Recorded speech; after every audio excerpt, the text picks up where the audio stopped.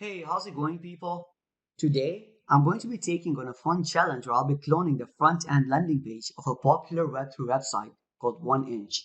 I will be using React.js and Material-UI as my design library to recreate this page from scratch, and I am excited to share the step-by-step process. If you're not familiar with 1inch, it's a decentralized exchange aggregator that helps users find the best prices across various DEXs. So earlier this week, I came across this tutorial by Morales Web3. And by the way, if you're looking into getting into Web3 programming, this is the perfect channel to start with. But I came across this tutorial where this guy connects his frontend to the actual 1inch API to create swaps.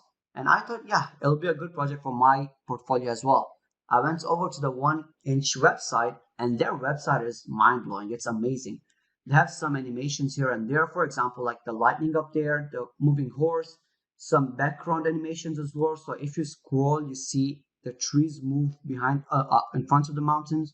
So we'll be doing all of this and creating this entire website. I found like the colors amazing in here, some responsiveness, some features, everything's amazing about this landing page. And I thought, yeah, let's just create it. So, where were we? Okay, so let's jump right in and get started with the project. First, I'll show you how to set up a new React project and install Material UI. Then we'll start building out the basic structure of the project and gradually add more components and features until we have a complete clone of the 1inch landing page. I hope you enjoyed this video, and if you do, please consider giving it a like and subscribing to my channel for more content like this. Let's get started. Okay, so first, what you want to do to set up the project is go into the directory that you want to create your project. Um, in my case, it's just desktop/projects, but in there, create a new folder called 1inch clone or whatever you want to name it. And then what I'm going to do now is I'm going to open it in VS Code actually. So code, you can use whatever editor you're using, but under code, we have a blank project right now. I am going to use a template using Vite. So this is similar to create React app, and it's basically just a tool that will allow you to quickly set up your project and run your React applications without like any need of like complex configurations. But anyway, let's go into the getting started and copy the command right there. I will use the terminal in VS Code, paste it in there, but before you press enter, do this. And this basically tells Vite to install it inside the current directory. So you can give it a folder, for example, like that folder name, and it's going to create a folder and then install it inside of there. But now I'm just going to do it inside the current directory. So press enter. It will ask us a few questions. So let's use React. I will be using JavaScript, and that's all. It gave us like a few files that we can work with now.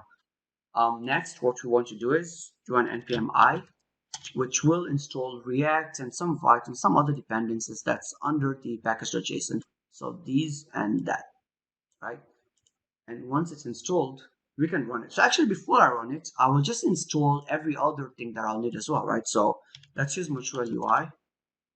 I have this recording thing that's blocking right there. So 1 second. Don't know if you see it on this video, but anyway. So Material UI. Let's go into there and let's open the getting started and go into installation. So you want to copy this, paste it, and we will also need the icons as well, which doesn't come under the same npm package. So let's find the icons, and there we go. And let's install that as well. So that after this is done, install icons. And yeah, while that's installed, what I want to do is actually talk about the project folder, the project structure, sorry. And yeah, we're going to like talk about some repeating components, how we're going to split these containers or components or sections into smaller chunks. And yeah, let's do it. So first of all, I'm going to divide every section in here in the landing page into its own section or container, as I like to call it. So for example, this will be the first section, the background, some of this text with the buttons, this animation. And by the way, this animation is just a PNG. So for every image that you see over here, I did download the image and paste it in my folder. I will have a link to my GitHub and all you need to do is copy the assets. But let's just talk about this first. So this will be section 1. This will be section 2 right there. And then this will be section 3. Section 4 will be these two since they're similar. Section 5 will be that, right? Section 6 will be this one. And this is kind of like some services, right? So 6, section 7 will be that one. Section 8 will be this one. 9, 10, and then 11. Okay, so we'll have 11 different sections, and then we'll have the footer and the navbar. So 11 sections, footer and navbar. So those are the different containers. I'll call them containers instead of sections, right? But those are the different containers that we'll have. And yeah, I basically like calling containers because I use components as individual components, like a button or a title, while I use containers as a group of like items or a group of components or something like that. But yeah. Okay, next, let's talk about some repeating components. And while scrolling, this button right there is repeating many times, right? So take a look at this. So we have like this kind of like this button, right? This is white in color, but it has some text and the icon, like a forward icon. And that repeats here, here, there, some more here as well. And then there, here, like, yeah, there's a couple of places that repeats. So that's going to be one component that we're going to create. Another one will be maybe these cards. I'll call them service cards, but these cards right there, they're a bit down there, here, and also like here as well. So that will be another component. So those are two different components. And what else can I think of? Yeah, we'll see, we'll see. So let's go back to our project actually, and the icons are done installing. Let's run npm run dev. That will run the dev environment, and let's open that. So there we go. If you see this, you're good to go. Like you already have like you already have Vite set up, and we can like start working on our project now. So this is what I have like right now, which is a basic template given by Vite. Yeah, that's a basic template, but we're going to get rid of everything and create everything from scratch again, right? So going back there, let's go into the source, and main is where the project actually starts from. This is the root folder. So once the React project runs, it starts from main and then it renders the app, which is this one right there, right? So yeah, let's get rid of everything. I'm going to do RFCE. And by the way, if you don't know what that is, it's just an extension that I installed that helps you like set up like basic files with React, which is called this one right here. Just search for React snippets, and the first one that comes up, install it. But again, so RFCE, and then press enter, which is going to give you that. Save it.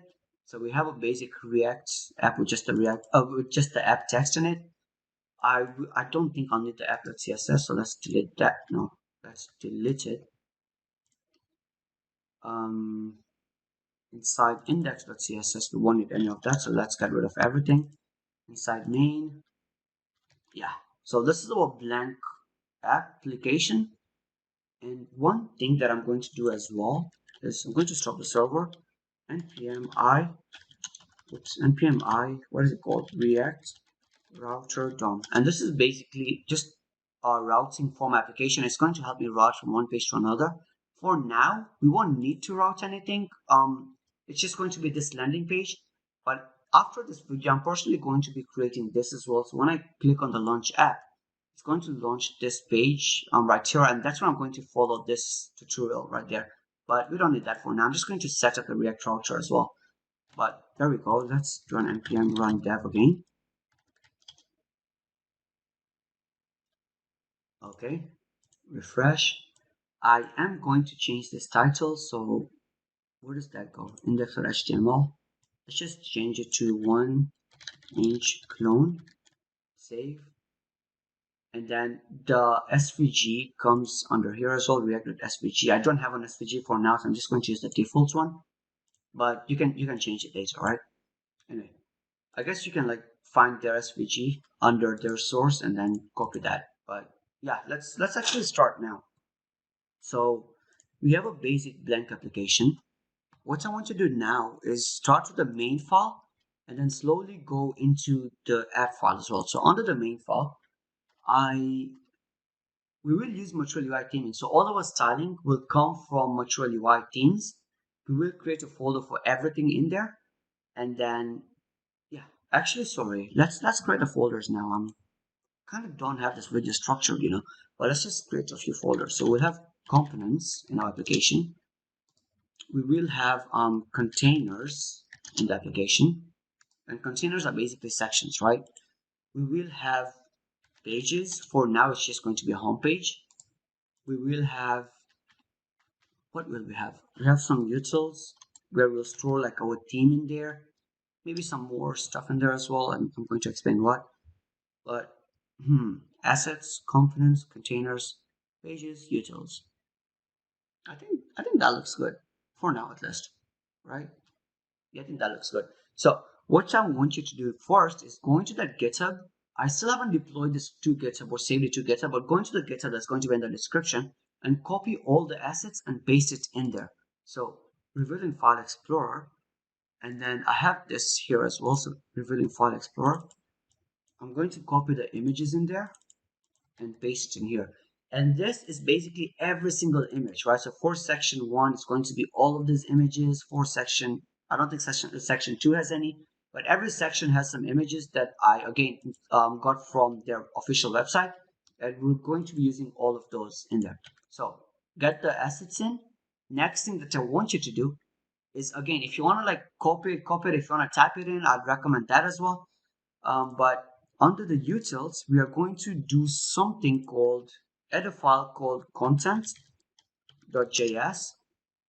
and under content, let me copy and paste all of this in, and it's quite a lot.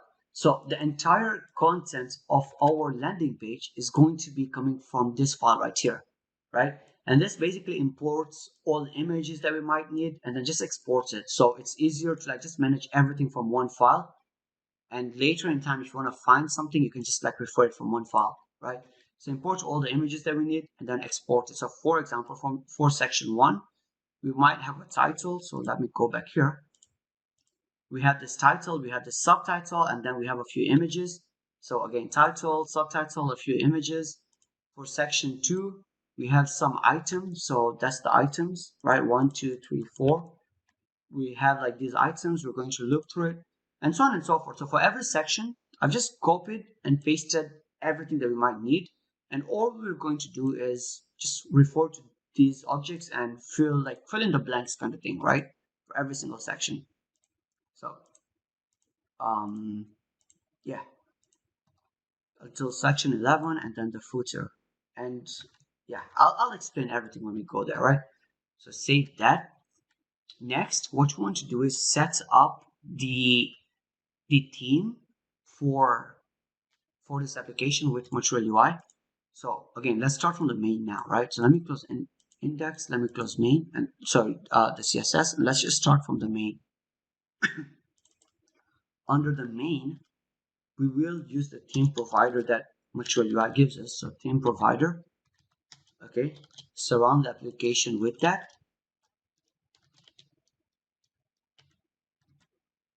Okay, surround the application with that. We will need the router, so let's import the router. So let's do that, right? So import something from React router DOM. Let's import browser router and rename it as router. Okay, so let's import router. So we have to surround that as well. So let's surround the application with that. No, not that. Router, move this around the application. And according to the Material-UI docs, so if you go into the usage, where do I find it? Example project maybe? Create React app. Okay, source, index is a starter here. We will need the CSS baseline, and that basically just import it under your main file, and that will like import all the CSS for your project. If you don't add this, half the stuff is going to be broken, right? So let's just import CSS baseline as well above the project, and then enter. I think that's all. For theme provider, it will have to take in a theme. I don't know if this will give us an error yet. That kind of will give us an error, but we will have to import a theme that we might need with theme provider. Yeah, nothing works for now. So wait, let me go back into app. Yeah, app doesn't render. So let's create the theme now, right? Utils, let me do it inside the utils. And then in there, I will need a couple stuff. So let me do theme, right? Of a theme folder. And then in there, let me do an index.js. So this will be the default folder that will export. And we want to export a theme that we want to create. And if you go into the Material-UI docs, did I close it? Where is it? So I don't like that I have this as the main, but let me search for theme, right?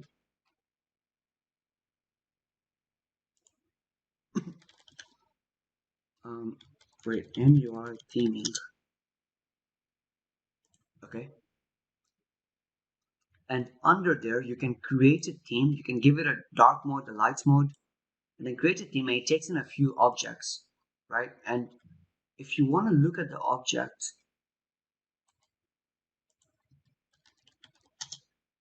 will I find it here? Default. Okay, yeah, there we go. So these are all the elements the object can take in, right? But we're going to use just the palettes and maybe the typography for the font sizes. But let's start with the palette now. So this is how you do it. So const theme is equal to, let's create a theme from the Material-UI, import it from there, and then given an object. So let's start with the palette. If you press Control Space, you'll see some of the items the object can take in. We're going to use the palette, right? So palette, and then, oops, palette, and then let's give this an object as well. It has a few colors. So by default, if you go back to the 1inch website, where is it? Let me close a couple things. Close that, close that, close that, and leave these three open. So the primary color is this blue, okay?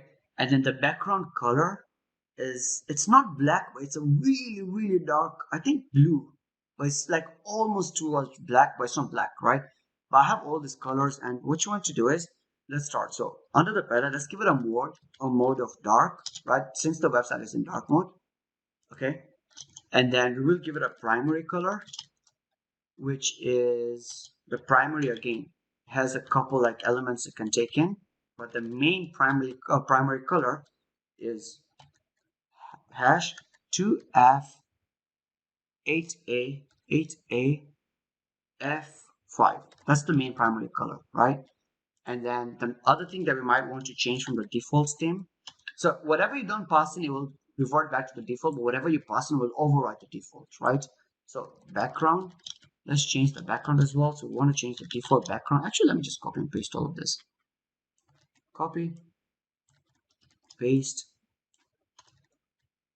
Just change the default background, and then okay, and then the font color. If you look at like all the text on the website, for example, this one, this like the primary text is white, but the secondary text is kind of like grayish, right? And if you look at this right here, if you look at the color of what this is, it's basically white with an opacity of 6. It becomes some kind of gray, right?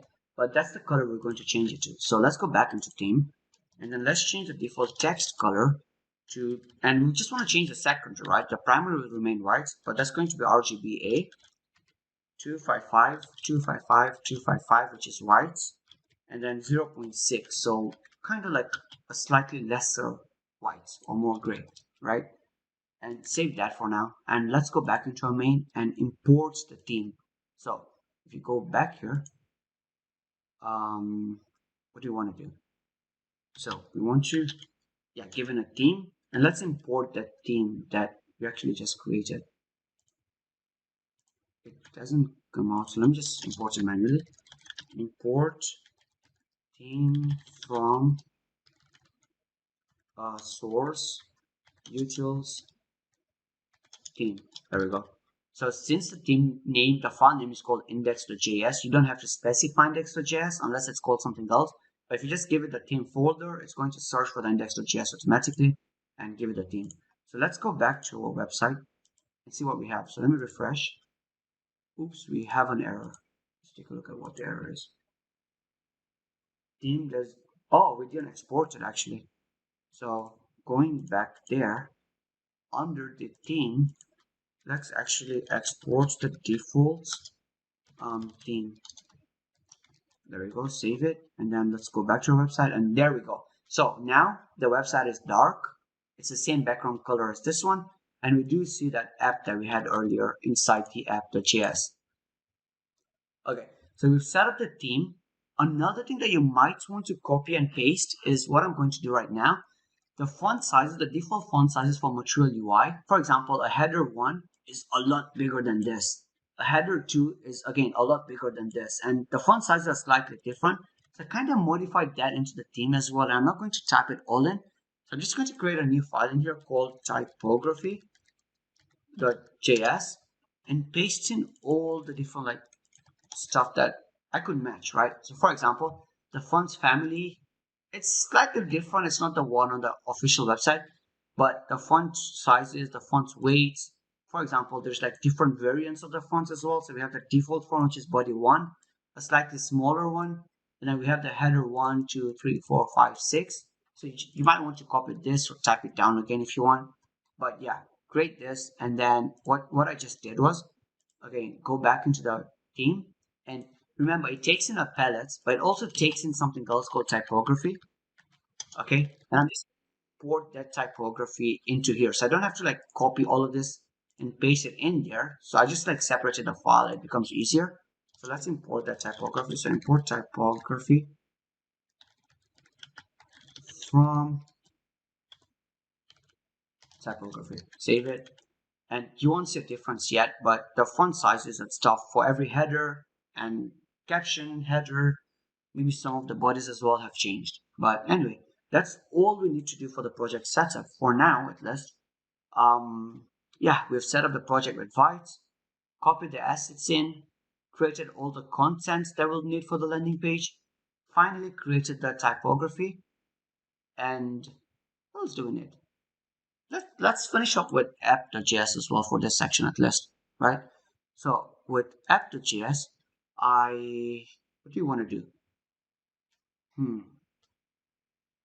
We'll use the browser. Okay, so we'll use the routes here, right? So we'll say routes. This is where we'll create all the routes from. So routes here. And for now, again, we'll just have a slash route, which is just the homepage route, but you can do more. So I'm going to show you how to set up the routes. We'll do an individual route as well. Okay. The path for that route will be the default path. And then the elements that it takes will be an element that will pass in, right? Let's copy and paste that in. And then the second one will be swap. And these elements are the pages that it will take. So once we're in like a default route, go to this page. Once we go to a slash swap, go to this page. So let's just create empty pages for now. On the pages, create two. One called home, JSX. I should use JSX everywhere. One called swap.jsx. So RFCE, save, close it, RFCE, close it, and let's just do that. So import home here, right? And then import swap. It doesn't do that, so let me just import it manually. And then this and that, swap. Okay, save. So that's what we get now. So now when we're in the default route, we render the home, which is this home right there. And once you go into a slash swap, we render a swap, which is the swap page right there, right?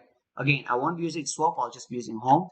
So let's just work with home. But there we go. It was simple to set up the router as well. And that's all we need for setting up. It was like kind of like it took about like 20 minutes, but yeah. Okay, next, I quickly want to set up the entire homepage structure before we start coding the section 1 side of it. So let's just quickly do it, right? So we have our home, where is it? Our homepage right there. In there, we'll need a couple of different things, right? We'll need the navbar.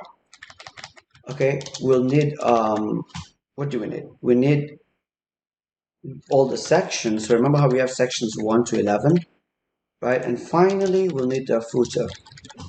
Okay, those yeah, well, I think those three things. So let's start by going to containers and create a file called section1.jsx, rfce section1.jsx, and let's bring it in here. Section1, yeah, bring that in, save. I'm going to do the same thing for navbar and footer as well. So under components, navbar.jsx, rfce, save, and same thing here, footer.jsx, rfce, save.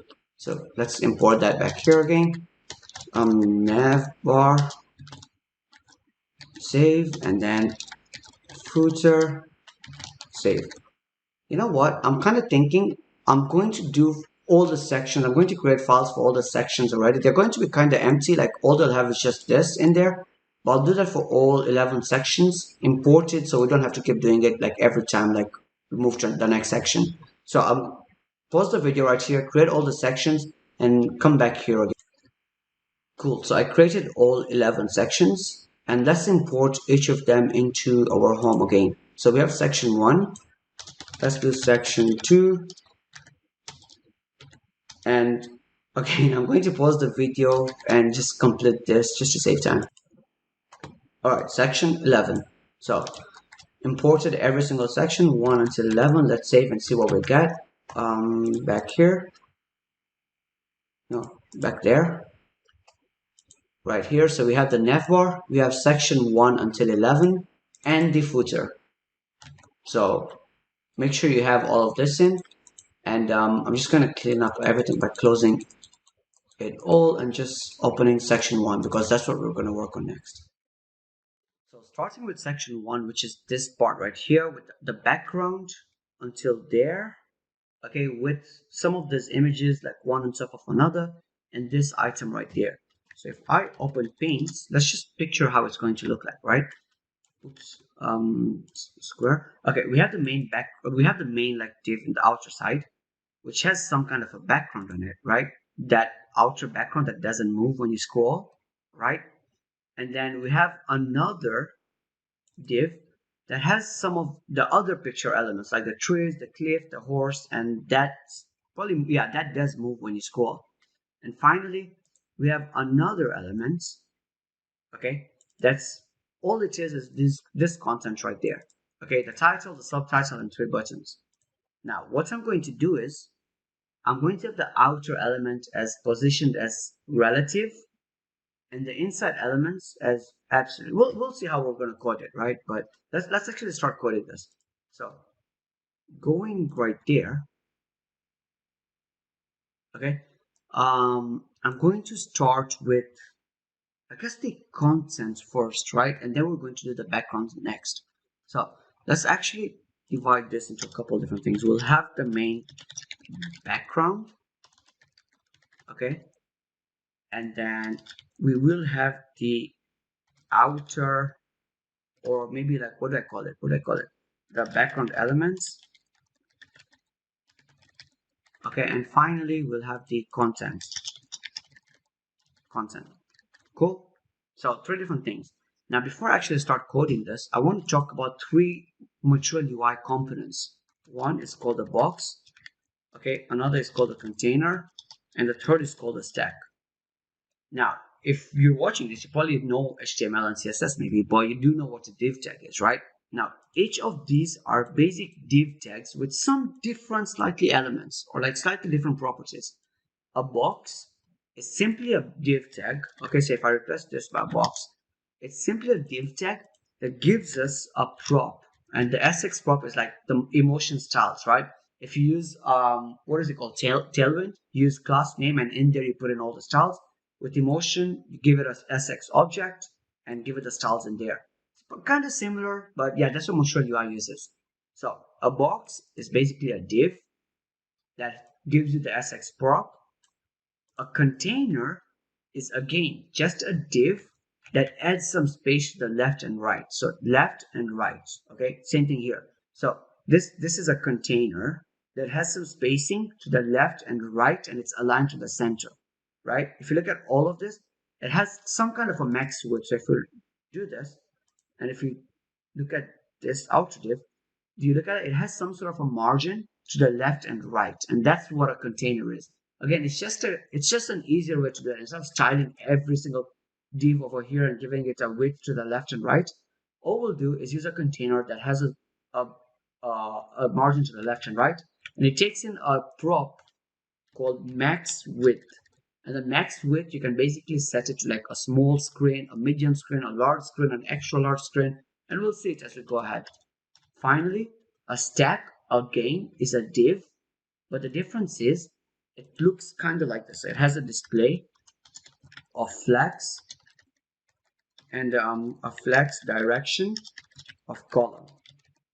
So that's exactly what a stack is. If I replace this by stack, it's going to be a div, okay, with these inbuilt properties. So we're going to stack everywhere. For example, aligning these in a row, or aligning these buttons in a row as well.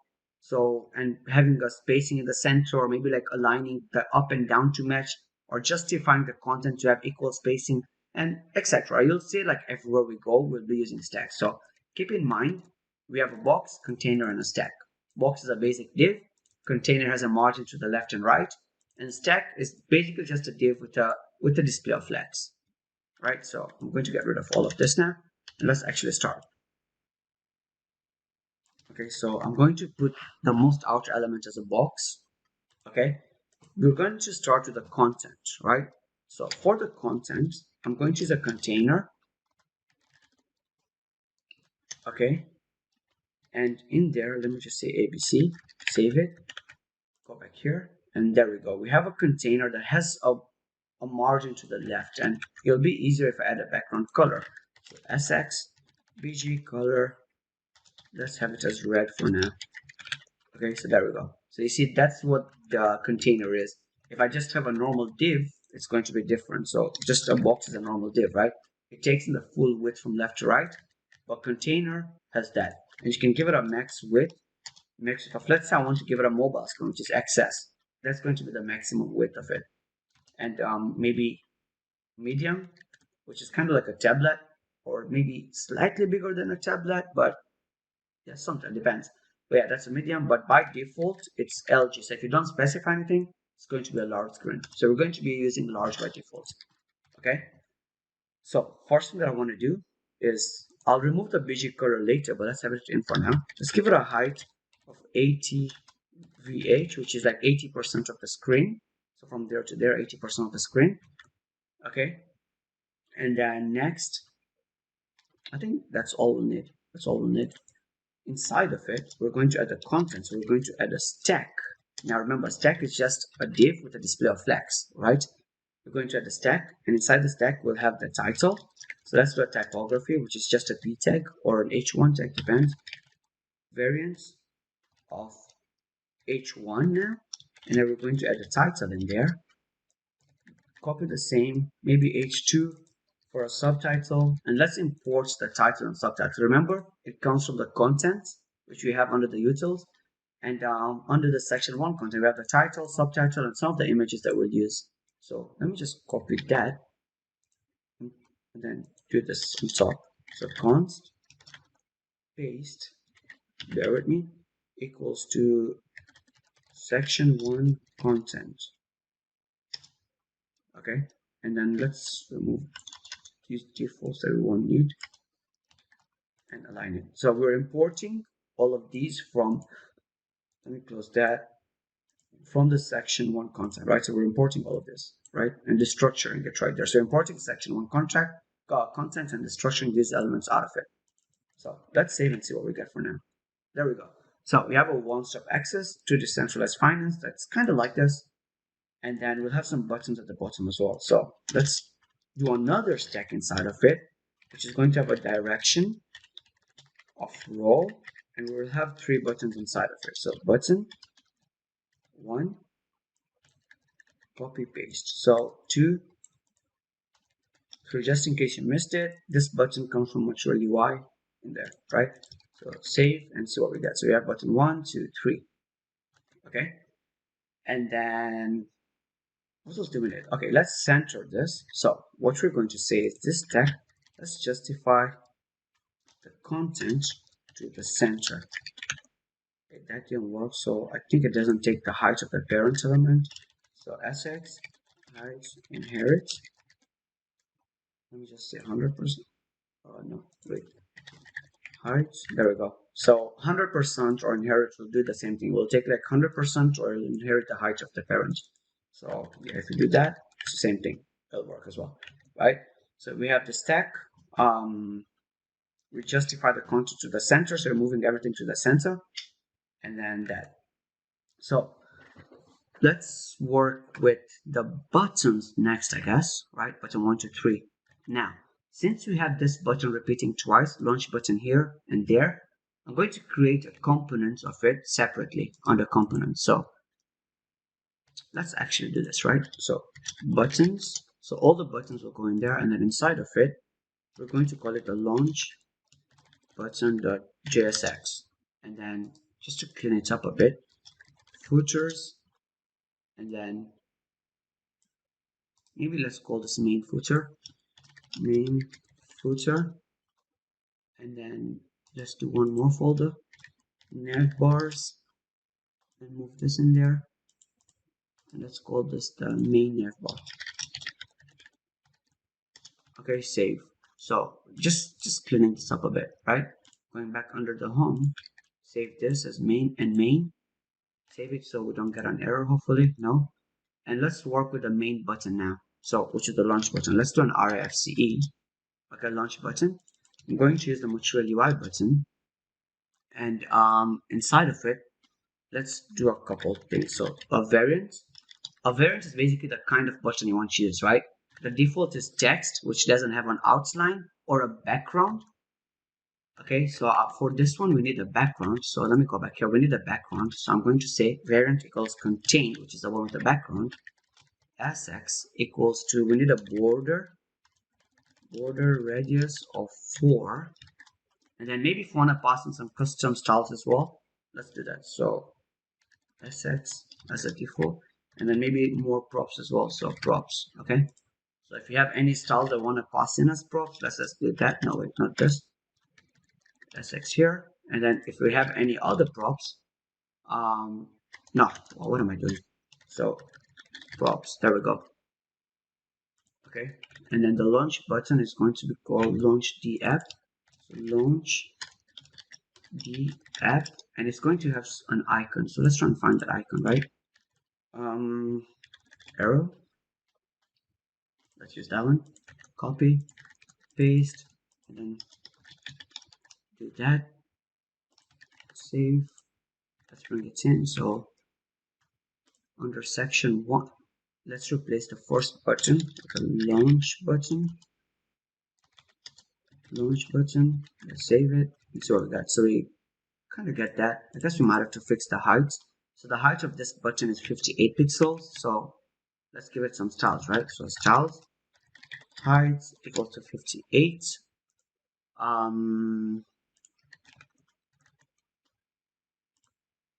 It has more space to the left and right compared to here, so let's do that as well. So there we go. So px to maybe 3. So px is basically padding of left and right, while py is padding of up and down. So instead of doing p left to 3 and pr to 3, and by the way, you can also do this padding left to 3 as well. You can do it however you want it, right? But px is basically left and right, so I'm going to do px left and right 3. Oh wait, not there. Wait, not there. Sorry, my bad. Here, px of 3. Save it, and that looks a lot like this one. Cool. Let's work on the next 2 buttons, and the next 2 buttons we don't use it anywhere outside of this container. So we're going to create a component inside of it only. So let's do something, right? In here I'm going to say const custom, what do I call it? custom button. I don't know if you can think of a better name, just do that. That returns a button. Okay, but this time let's do something. Children. Okay, so children. This time the variant is outlined. Okay, since we don't have a background but we have an outline in it, and let's replace these two. Custom button, I'm gonna just say A in there, custom button, B in there, save, and let's see what we get. There we go. So I'm also on the outside stack. I'm going to do something, right? No, on outside of this stack, so the buttons container, the button stack, I'm going to align them to center. Okay, just in case one goes on top of another, like something. But then I'm also going to say a spacing of maybe 4. So there's a spacing of 4 in between each of them. Okay, so as many elements as we have, there's going to be a spacing of 4. But now we also want to do something. So if you go back here, remember, always keep your mobile approach in mind as well.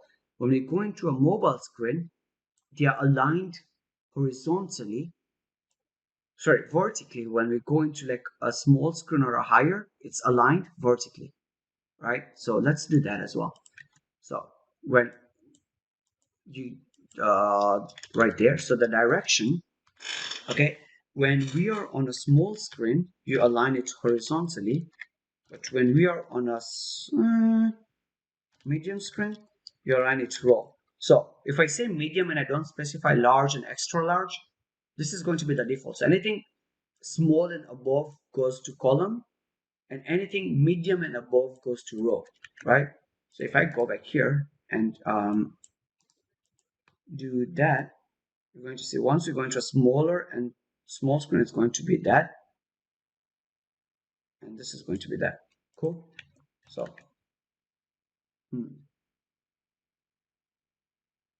what else do I need? What else do I need? Let's style this custom button, right? Yeah, I think let's style it now. So for the custom button, we do want to SX what do I want to do?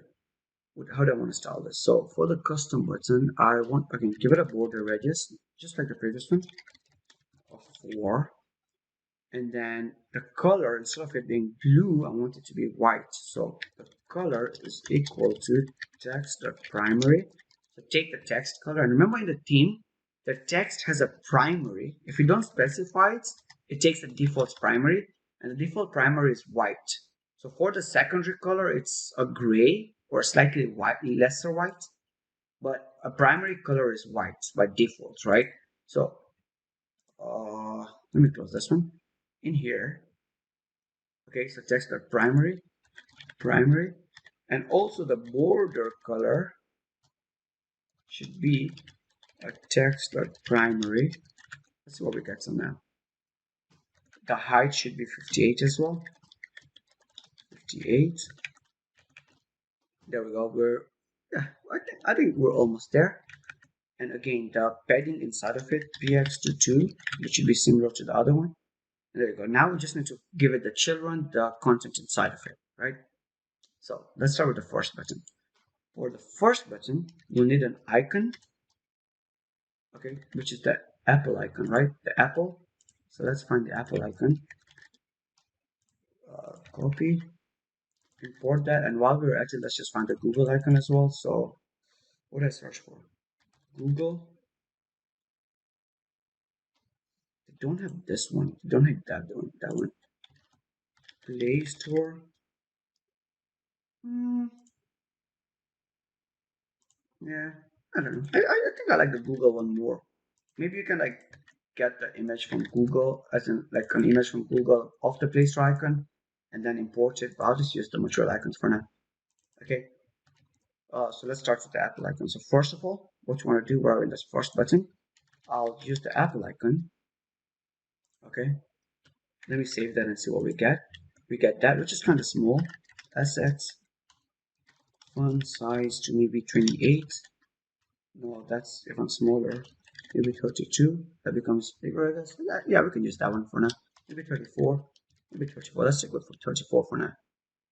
Okay, and then we need some text one on top of another, one on top of another. So let's do a stack again. Okay, we're stacking something on top of another. Just a typography. Okay, which is going to be download on D, and then another typography, which is going to app store. Save. Let's see what we get. There we go. Let's just fix the font sizes. We should align the text to the left, by the way. So in here, I'm just going to set text align to the left. Okay, so all the text is aligned. Maybe I'm going to add a margin left of 1 as well to add a margin between that and the icon. And then let's change that. So variant to caption. For this one, maybe let's make the second one bigger. So variance to h5. Is that similar? Let's make the icon bigger, maybe 36.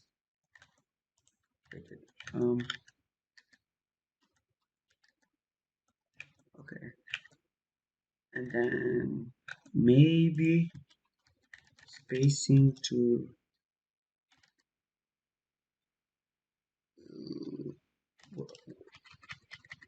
I want to get rid of the spacing between these two texts. So where's that coming from?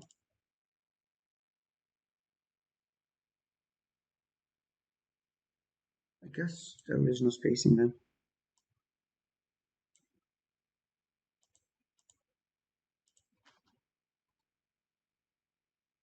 Maybe I can do that. So on the over here, sx line height to 1. And maybe that's similar to that, I guess. Almost. Yeah, we can work with that. So custom button. 1 second.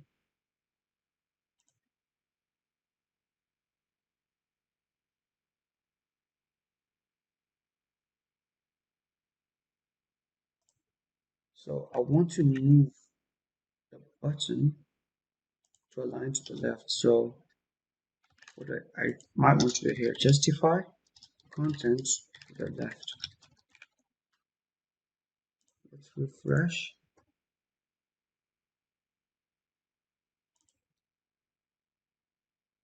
So wait, flex start doesn't seem to work. So it should work. I don't know why it works for this one, but not for this one. Oh wait, no wait, it actually did work. Never mind. So yeah, justify to flex start. If I get rid of that, it becomes more centered. What I wanted to align to the left. So save that. Cool. So we have the first button in. Let's get the second button in as well. So the Android, the Android button. So let's just copy and paste this time. Copy, paste, and then this one was called Google icon. The first one is get in on, and the second one is Google Play. Save. There we go. I think we have it all in. Maybe let me just change this. Yeah, so for some reason this doesn't work. So wait. Okay, I missed this. So let me do a margin left of -1. Like the justify start doesn't work for some reason. Like save it. Yeah, if I get rid of it, it adds some spacing to the left. So let me just do that. Anyway, so yeah, I think we do have the initial side of it done. Might just have to fix the spacing on top of, like, below the title, below the subtitle, and that would be good to go, I guess. So, and maybe there's some letter spacing between these as well. So to move it more, like, yeah, it stretches it more. Let's do that. I guess on top of both, but let's do that, right? So for the first title, let's have sx letter spacing of maybe 0.02 em, and then also margin bottom of 1. Let me just copy this into the second one, and the second one will have a little bit more, I guess. So letter spacing of maybe 0.05 maybe, and a margin bottom of a bit more as well, maybe like 5 or 6. Let's try that. There we go. Let's take a look at this. Maybe 5, save, and yeah, I think this is pretty similar. Pretty similar. Yep. Now let me just get rid of that background red, and we're done with the content side of it. Save. So there we go. Almost there, right? Almost there. Yeah, we'll stick to what we have for now. Next is where we do the complicated stuff, which is the background, the outside background, and the one that comes on top of it. So let's actually start. I don't think this will take long, but it just might be something that we'll have to understand. So under the main background, okay, let's create a new box again, which is a div. Okay, let's give it an image in there, right? So do I actually want to do this here? Let's try this. Let's try this. So img source, which is the main bg, right? And then what do you want to do? So let's give it some style. No, not some styles here. We actually need styles in the box as well, right? But let me just give it a width of 100%, just in case it's too large for our screen. So width of 100%. That's it. That's what we get for now. Okay, so we do get that, right? We do get that. But what we want to do instead, so take a look at this, right? The background at the back, no matter where you scroll, it's always there. There's like for every other container, there's a new background, black color that comes on top of it. But no matter where you scroll, that background's always there, right? It's maybe a layer under it, but it's always there. So let's change this. Let's do this. So SX, okay, let's have a couple things. So first of all, this is the most important side of it. I want to add a position of fixed. So let's go back and see what we get. So see, now if you scroll, it's always fixed, right? But we want to move it to the back as well, like just in case it comes between a few elements. So let's add a Z index of maybe like -10. Okay, there we go. So take a look at this. Okay, it's weird. So maybe like Material-UI puts the button index a higher index than a typography index, and an image index coming between those two. So let's just move this image all the way to the back, right? So Z index of 10, so it goes behind everything. Okay, and then we just want to make sure it goes all the way to the top, all the way to the left, all the way to the right, no matter what screen size we are in. So let's do this. Top of 0, not just the difference. What will happen now? Save. It will move all the way to the top. Let's do the same for left as 0 and right as 0. So it should be 0 pixels away from the right, 0 pixels away from the left, and 0 pixels away from the top. So we have the first side of it, right? Next one is the background elements, right? So the trees, the cliff, the horse. Let's bring those in now. And to do that, again, we'll need an outside box. Just 1 second. Okay, so what do we need actually? So let's do this again. Let me minimize this. Let me minimize that. Okay, let's just focus on this. We did an outside box. Okay, in here we'll have a couple different things. We'll have the star image. We'll have the main the trees and the cliff, right? So let's import them all one by one, and let's just do some styles. Let's keep that ready. Okay. Let me think here. Let me think. So let's just import the images first. Okay. So image. Let's import the star image. So source is the shooting star image. Okay. Let's do that a couple times. So one is the trees image, right? So the trees image. Let's do that a couple times. Cliff image. Remember, all of this come from here. So trees, cliff, and finally the horse, right? So let's just, I probably have to comment this, right? So horse image. Okay. So let me just do this: star, trees, cliff, and horse. Save, and let's see what we get. Oh, come on. Okay. Okay, so we do have a cliff. Okay, we do have the trees. We do have the cliff. We do get the horse. And probably the star should be somewhere. I guess the star should be somewhere around. Comes every few seconds. Oh, there we go. Those are the stars. So all we have to do is position this to absolute so it stays on top of one another, and like we can align where we want it to stay, right? So let's start styling everything now. So the outside box, let's give it an SX. No, not an SX. Position of absolute. Okay, so it's still there, but it's an absolute position where it like stays on top of its parent element. Now it's like most recent relative element. Let's make sure it takes up the full width as well, so width 100%. Now the Z index, we still want it to be behind some stuff, but not all the behind. So remember we gave this a Z index of 10. So let's just give it a Z index of 1. So it's behind like some elements, but not all the way behind the background, right? Z index of 1. And then again, top, we should make sure it's at 0. Left, we should make sure it's at 0. And right, we should make sure it's at 0. Save that. Again, we don't see anything yet, but we have to like do that similar thing for like each of these images now. So let's start with image 1, the shooting star image. So let's give it a couple of styles. Again, you have to move the styles away from here. It's not good to use the styles here, but let's just do it for now. Okay. What do you want to do? What do you want to do? So again, position, absolute. Let me just copy this everywhere because we'll need that everywhere, right? For all the images. Position absolute. So it's all just like stacked over here, but let's just tell it where to be now. So we want the top to be maybe like a couple, maybe 30 px from the top. So the shooting star shouldn't stick to the top, maybe slightly a couple pixels under it. Okay. We want it to be about 15 px, or maybe let's make it 15%. Like this is exactly what it is on the 1-inch website. 15% from the right.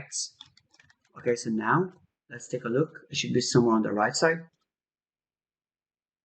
There we go. It moved to the right. It moved 15%, like whatever the screen size is, 15% away, and it probably starts from somewhere there to like that distance. Let's give it a width as well. So that image should take a width of 500 px.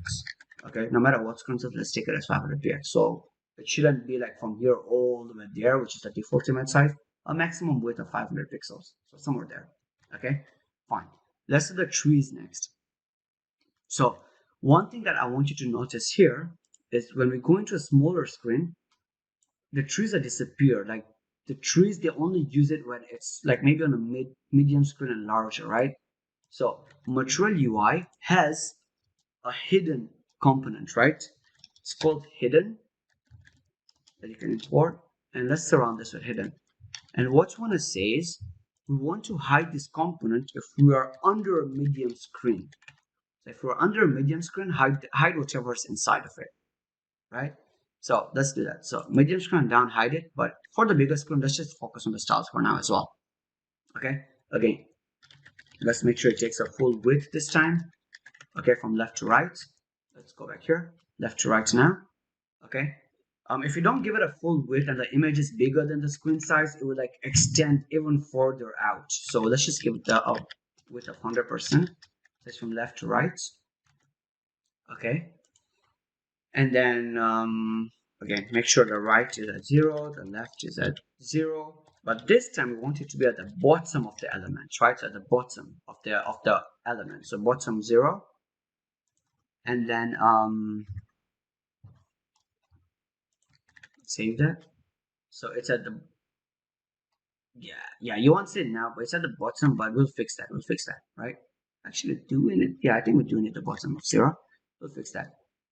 But then there will be a couple more properties that we'll add later. Let's just complete every other image. For the cliff, again, position absolute. Let's move it to the complete right 0, and it should also go start from the top. save. And because it's way too big, you know what I want to do? I want to give it a background size. Uh, uh, Background size of cover. Okay. For now, this will do. And the reason it's this big is because the entire component is big, right? But we'll fix that. We'll fix that in a second. We will add a maximum height to this component as well, like basically this component as well. Okay, so if for example I do this right now, right? Max height to 80 VH, we'll see a difference. Or maybe not. Sure, we'll fix that. We'll fix that. Okay, let's just finish the horse image as well. The horse image should be a height of this time 38%. Shouldn't be like way too big, so it takes up a small height. Everything's disappearing, but it will all come in place together. Right, so maybe 14% from the right of the screen, and then from the bottom 45% from the bottom. Let's save this. Once that again right now. And then we want to basically this horse, we want to transform it a bit. So 7 degrees. If you look at that, we will transform it 7 degrees. If we go there, maybe there, I guess. No, there. If you look at the horse, it's kind of transformed by 7 degrees. So if it's straight, it's that transformed a bit, just transforms it a bit, right? So we're copying the same styles for this one. Save. Now, one thing that I do want to mention is, let's go back here.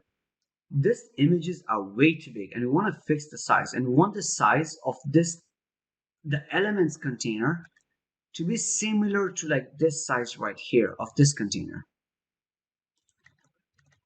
Okay, so we want it to be, actually, we want it to be the height of the background. So what you see in the background, the main mountains background, we want it to be a maximum height of that one, right? So because we already have the background here, what I'm going to do is, and we're making this absolute, so we want to give it a height, right? I'm going to pass in an element, which is going to be the same elements. Okay, the same elements in here. By the way, like, yeah, take a look, like the background is static and the outside elements are moving, right? I'll give it like the same elements here, but make sure, because we have that elements, okay, it will take this height, right? Because that's the biggest element from them all. So it'll take that height, but it's still a bit messed up. It's still a bit messed up, right? So all I want to do now is maybe change the opacity of this image to 0. So we don't get that other mountains, but we just see that behind mountains, right? Just see that behind mountains. But the cliff is kind of messed up. What do I want to do with the cliff? Let me take a look, right? So the stars are fine. Okay, absolute 30% from the top, that's okay. 15% from the right, and width, that's fine. The cliff is slightly messed up. So for the cliff, right, we have the cliff image. I actually have to give it a height. So don't, just the height of the elements, right? Don't go outside of it. So there we go. That should do. That should do. So if we take a look at that, I think that fixes all of it, right? And if we change screen, there's something that's going to be wrong, but take a look at that. So you see, when we scroll, we have that kind of like the bottom of that cliff. And all we want to do is maybe like add a black color div or the same background color div, but the margin top of it should be the bottom of the cliff or the bottom of that background. And I'm going to explain. Once you do it, it's going to be easier, right? So let's do something. Let's do something. Let's create a blank div. Okay, a blank div just under it all, like under the horse, right? Let's just create a blank div. Okay, in there, let's give it some styles. Okay, the styles, the basic color is going to be background dot the main bg color, which is default. Okay, it's going to have a position of absolute again. Also gonna write potato position absolute, and then bottom 0. So you want it to stick to the bottom. Okay, we want it to stick to the bottom. We want it to make sure it sticks to the left and right as well. Okay, left, right, 0. And then maybe let's give it a default height of just a small height, maybe like something maybe like 500 pixels, 800 pixels. I think any would be matter. But we want the top, we want it to start at the bottom of the background. Okay, so if I don't add the top and if I save this, okay, you won't see anything yet, right? Anything yet. But then let me do this, right? So 1 second, just for you to see it. Box, okay, sx height 500. Okay, so the more we scroll, I want all of this to be covered. Like that background is there, but I want all of this to be covered, right? All of it to be covered. So let's take a look. So what you want to do instead there, why is this not saved? Did I change something? No. All right, close this. Okay, so I might have to install a package, right? Let me think about this. Use measure. Let's create a pack. Let's install a package that gives us like the heights of some dimensions. So let's just stop the server. npm I install this package React use measure. Okay, install that package, and I will use it again. So install npm run dev. Okay. So let's refresh. Okay, it is refreshing. And in there, this is a hook that we can use, and it gives us a few elements, right? So let's say we want a const ref, and then this structures something from what we get next is equal to use measure. Okay, and we want to destructure. We can get the exact position, but we just want to destructure the height. We get the height with exact position, but of what? So this ref is going to be a ref of something, of this box right here, ref.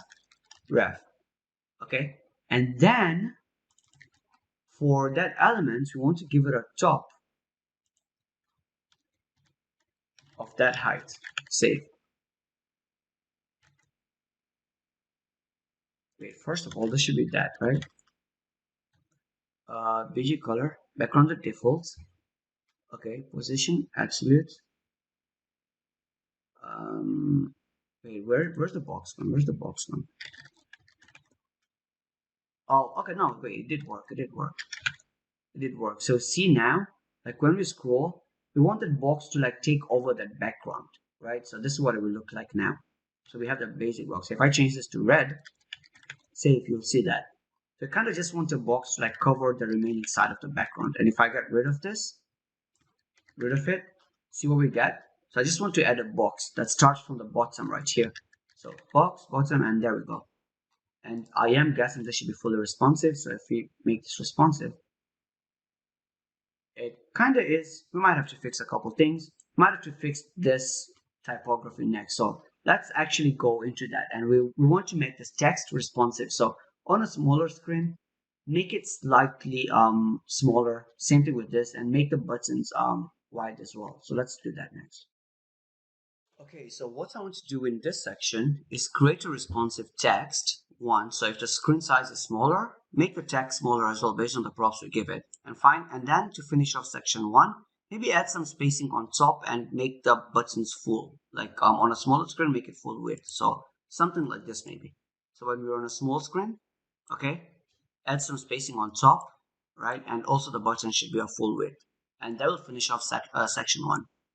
But yeah, let's start. So what I want to do now is with the title, let's take a look at what we want to do, right? So sorry.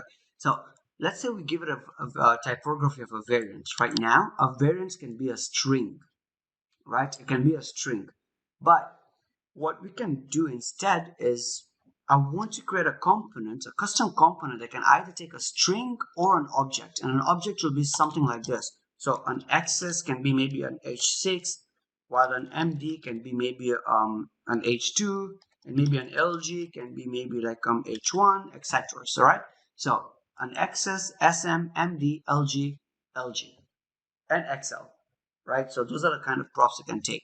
So if it's a string, make it just be a string like what it is, or if it's an object, parse the object and give it some custom styles. So let's actually go to components, new folder. Let's create a title component. In there, new index.js. let's give it an RFCE. Title, right? It will take a couple props in, right? It will take the variance. By default, let's make it an H6. Okay, it will have some styles maybe that you might want to pass in, children, and maybe some other props. Okay, in here, typography, let's take a look. So the variant will be something, okay, like we'll fill this in later. There will be SX, which will be something and the remaining SX. Oops. And then maybe there'll be like the remaining props and the children. Oh no, children, cool. So we have that initial template. Let's see what we want to do now, right? So first we want to get the variants. So let me think. Let's take a look at the theme.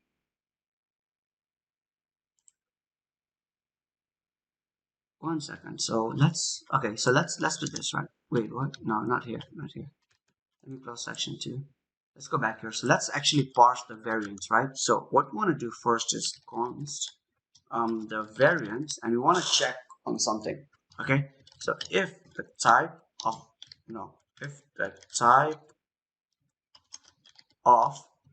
the variant prop that we get, if it's an object, so leave it as an object, or else a string, I guess. Okay. Do we even need to do this?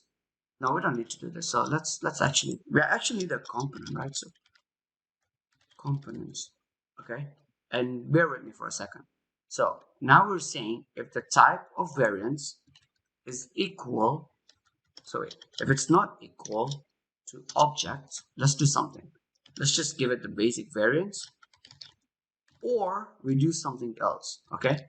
So we need this for a couple of things, and this components will actually go in here. So Material-UI typography has a component that you can pass in, and it will be a custom component, right? So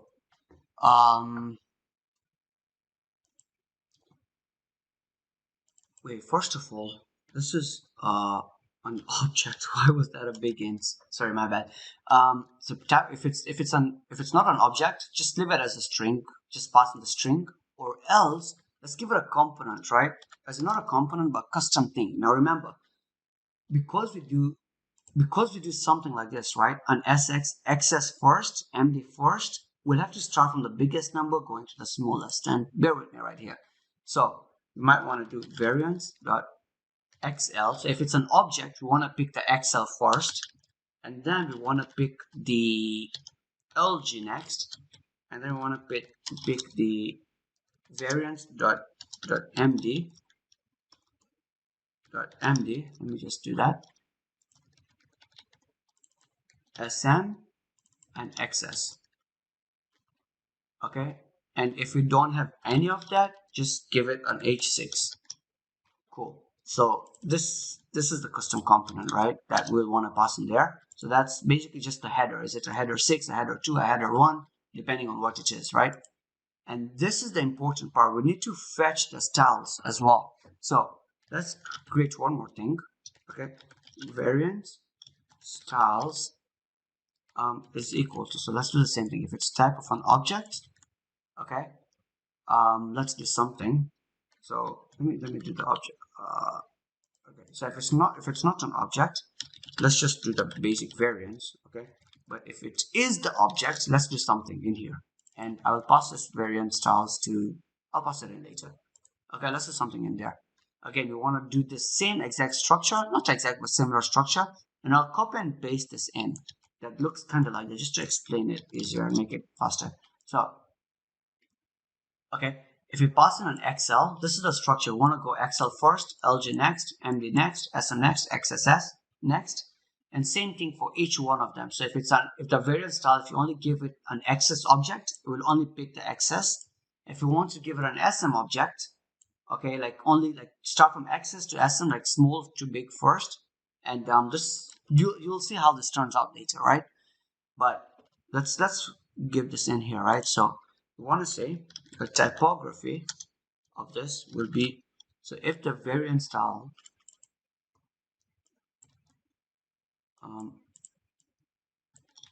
okay, so typography, if the type of variant styles is an object, pass in this object, or else just pass in the string that we get, right?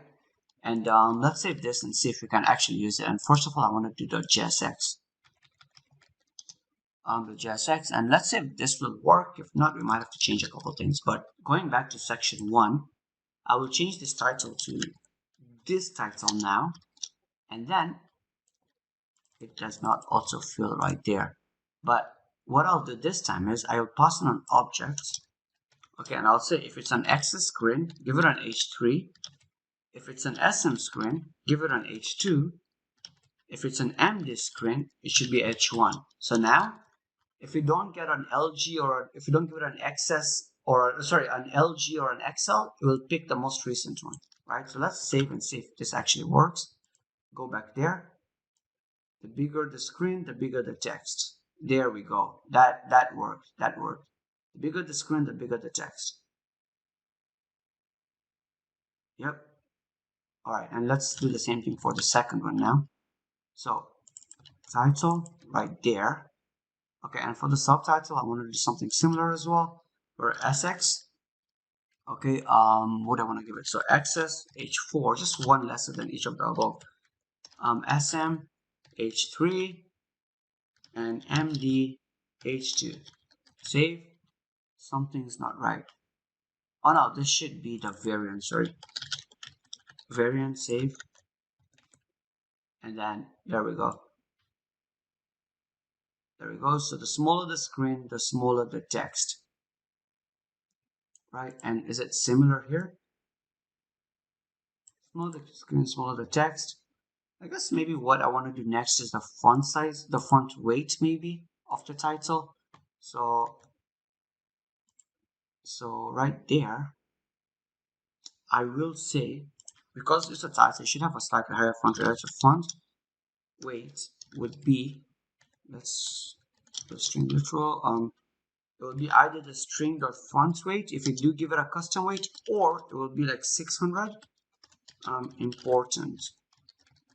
And let's take a look back there.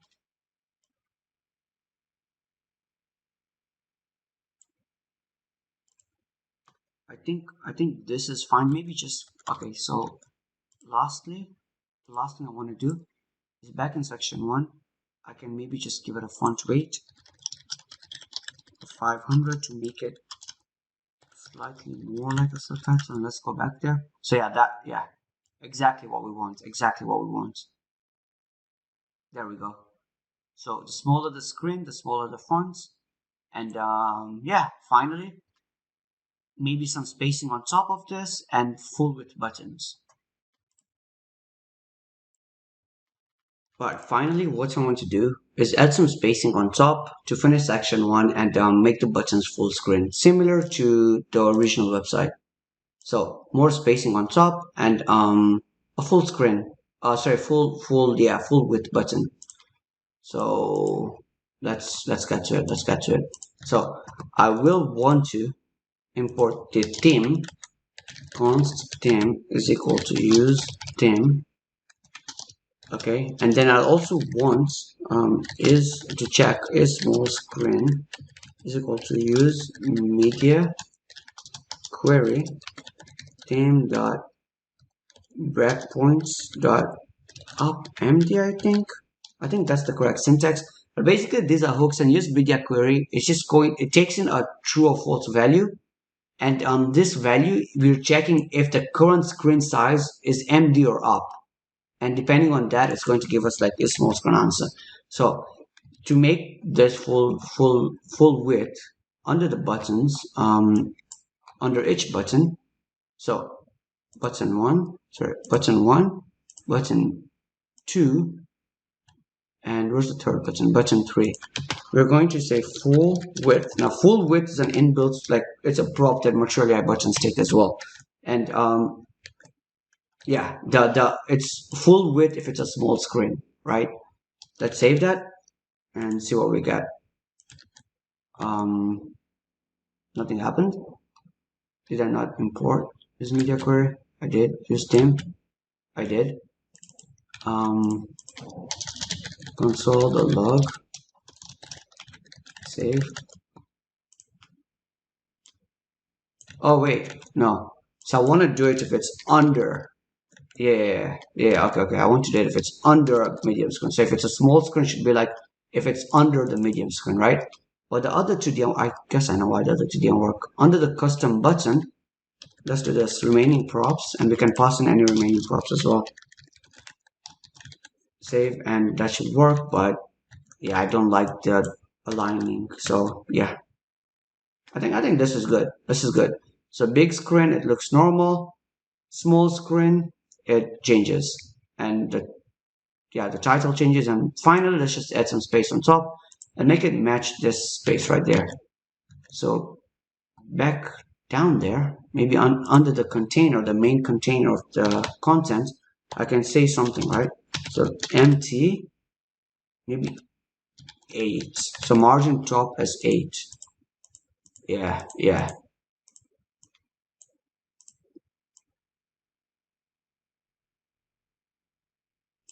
Well, yeah, okay.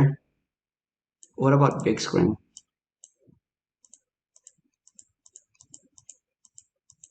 Okay, so on the small screen, it's fine. For a bigger screen, what we can say is, theme dot breakpoints dot up. If you're on a screen MD or bigger, the MT should be maybe like 6, I guess. Wait, yeah, I think that's good. I think that's good. Yep, I think that's good. We'll change it like depend once we add the nav bar and like this second component. If we need to change it, we'll change it. That's not an issue. But yeah, that's it for section 1, I guess. I think before we go into section 2, let's just complete the nav bar, just so we have it all working from the top going to the bottom and not worry about it like later. So I'll start with the nav bar, maybe like create a basic template, and if we need some like further like adjustments, we'll come back to it later. But let's actually get started with it, right? So go back here under the nav bars that we created, the main nav bar. Let's add something. Now, Material-UI have a component called app bar, which is basically the nav bar, and this is what it is. So we will be using this one, but adjusted to look like the original 1-inch one, right? But let's go back here. So let's start with app bar. Okay, app bar, save it, and we do get a basic app bar now. In here, we want to have a height, right? So for the height, just in case we want to use it again later, I will edit under the constant. So let's create a new folder called constants, and then in there index.js, and then maybe let's export what should the height be? What's the height of this navbar?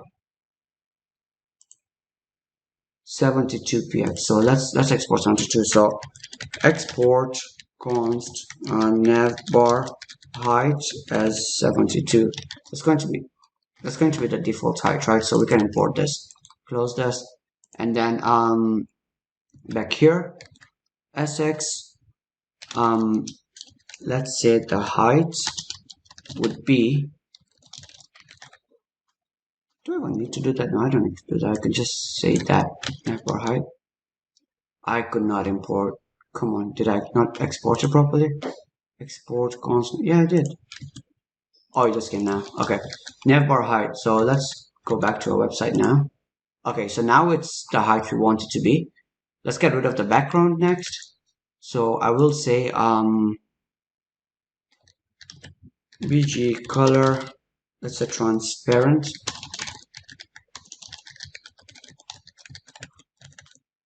Okay, so it is transparent, but it still has, I guess it's the elevation. So it has a default elevation. Let's move that to 0. There we go. So now we do have an app bar, but it has no elevation. So if I try 1, you'll see a smaller elevation. If I try 3, you'll see probably, I don't know what the numbers got to, but let's make it to 0. 0, so no elevation. And then we want the position to, I guess that is sticky by default, right? It is up. Okay. And then the next thing is that it changes, right? So like once you scroll, it changes the color. So let's actually work on that. So let me do the same thing as before, first of all, where like from the previous components where I import the theme, and then I also import the media query because we'll need that once the smaller screen I want to change what the navbar looks like and make it look something like that. So on a smaller screen, like add that button, right? So let's actually do that. But yeah, I just imported it for now. We'll bring it later. For now, I kind of need a new hook, right? Which I want to get the scroll position before. Remember on that previous section one, we used we imported a hook to use measure, which just gets the height of a component, but we don't want to do that. We want to see what the position, what the scroll position is right now. So I'll create a new folder, call it hooks, and then under hooks, I'll create a file called use scroll position.js, and I'll paste this in. I got this from Google, so you can just search it, like get the scroll position of a component and in React, sorry, of a page in React, and you'll get this exact thing. Where basically all it does is it saves the scroll position as the starting value as 0 on a state, and then every time we scroll, so we add an event listener to the window, which is a scroll event, and every time we scroll, it just updates the events, and it gets the window has a page Y. So the window object has a page Y offset, and we just set it to that. So save it, close it, and then let's use it in our navbar. So const scroll position is equal to use scroll. My VS Code is weird where if I close something, it doesn't work. So if I open this and come back here, position, then it will work. It's just weird, but it is what it is. Okay, so now we can get the scroll position. Now, what I'm gonna say is, if the scroll position is greater than maybe like 10 px, change the color to something, or else leave it as transparent. And let's take a look at what this color is. It's better to add this into the theme, but I'll just do it here. Let me just copy that, paste it in there. What's wrong? So if the scroll position is greater than 10, oh, then that, or else this. Okay, I forgot the question mark. So let's go back to our clone. If it's okay, so that works. And then also there's some kind of like blur they use. So just to get the exact value, I'll just go back here. Backdrop filter, blur 60 px. So let's do that as well. Okay, again, so copy paste backdrop filter. Okay, the scroll position is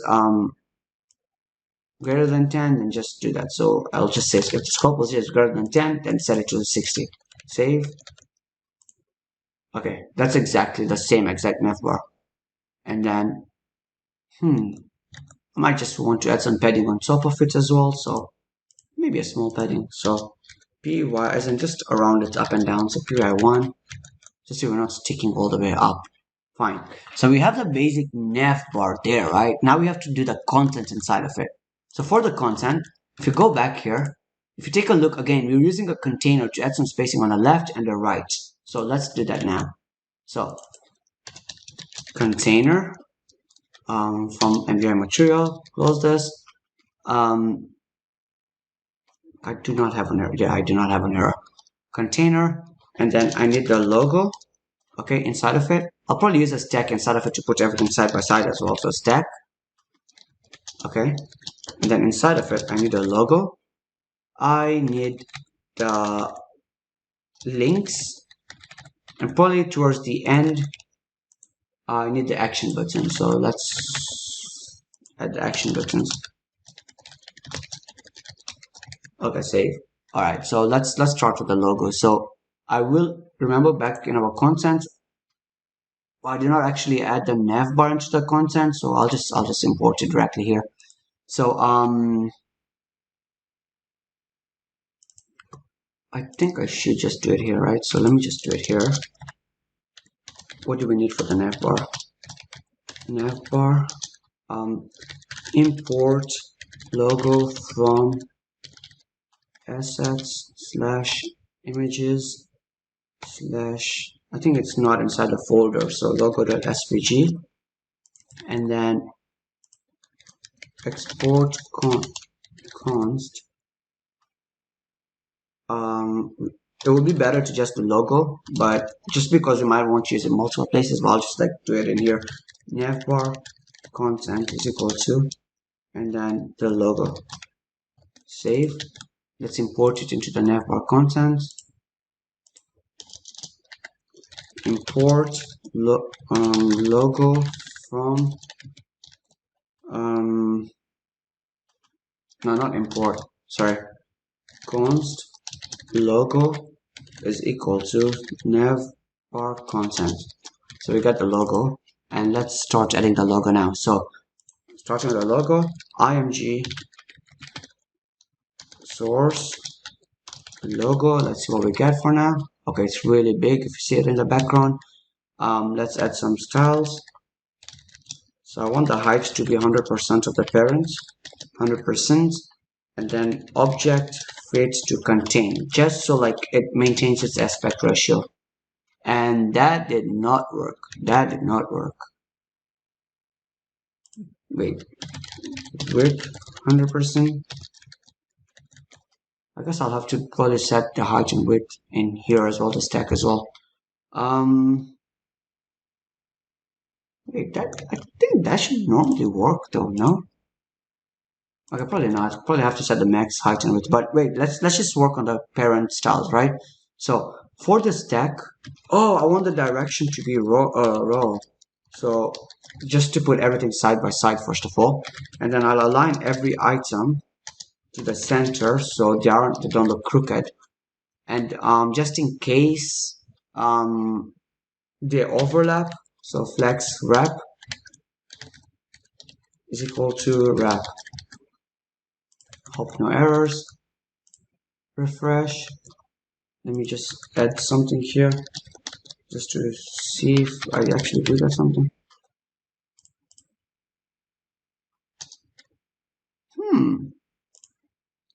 What?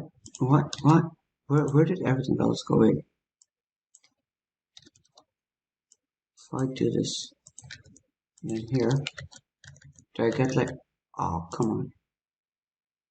Where does this come from? What? Oh. Okay, wait. So I also want to put some spacing between them. So justify content space between. Okay. We get 3 items, space between. Let me bring the logo back.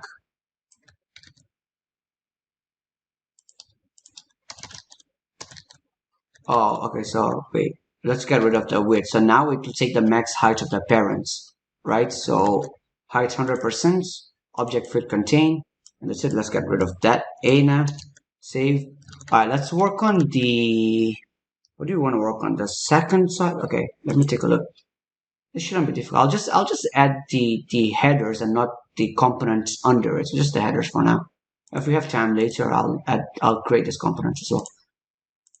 Alright, let's do the buttons next. So the buttons have its own stack as well, which is again direction row. So let's do that. Okay. Stack. Okay. Direction row align items center. Oh, come on. Center justify. You want to justify to the center as well. Okay, and then maybe some spacing between every button. Spacing of maybe like 5, maybe 6. No, 5. I think 6. And then we want the center element to take up the full width and not equally divide. So let's just give it a flex 1. So what this will, no wait, no, not there. SX flex of 1.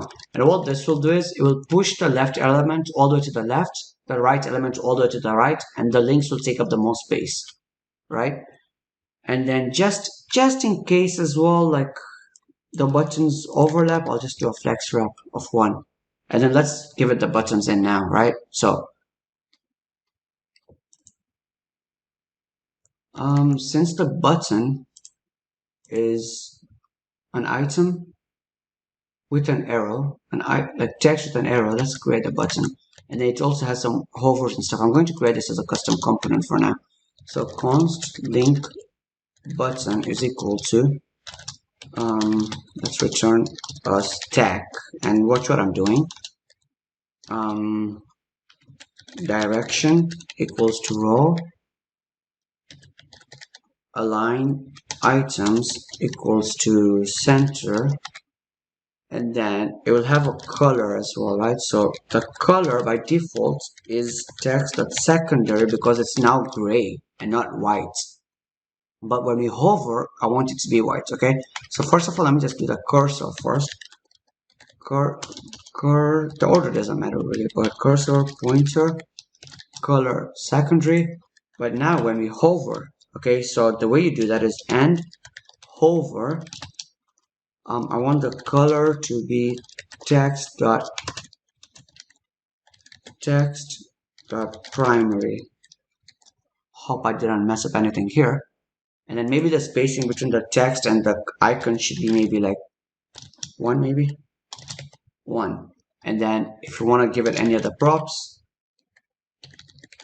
do that. And finally the children in here. Wait, we have to do that. We have to import it, right? So children and every other prop. So link button stack. All right. Let's use the link button component now, right?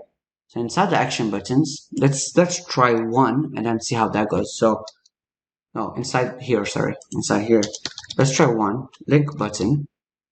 Okay.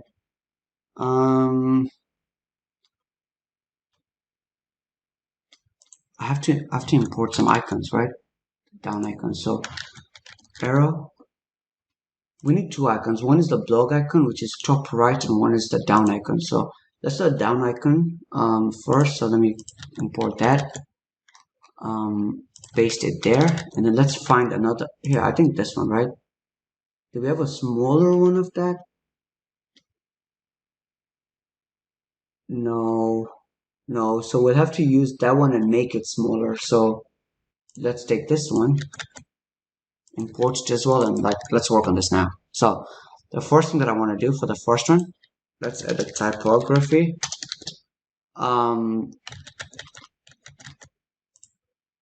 me look at it. So products, and it's a smaller font than usual. So variance body 2. Remember, body 1 is the default font. Body 2 is slightly smaller. And then products, and then let's do the icon. Let's see what we get. Now, where did that go?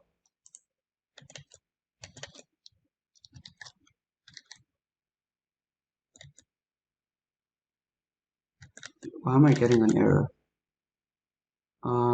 Link button. No, we have that. Typography is imported.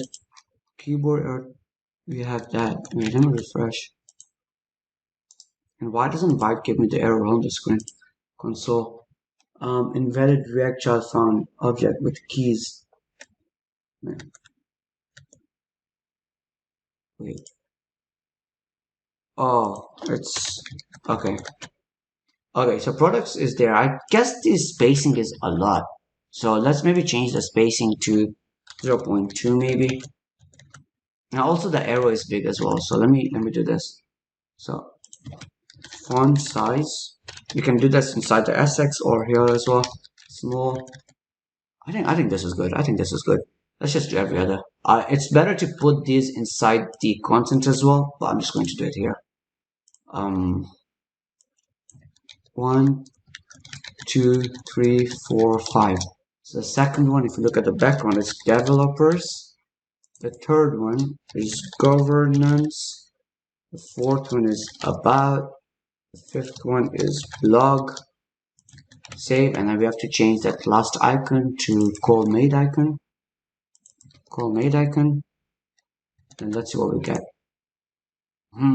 We have to, we have to, actually change that. So what I will do is, instead of just using font size, if I change that, it becomes a lot bigger as well. So let's actually give it a custom font size, right? So font size, maybe like, I don't know, 24, no, 20,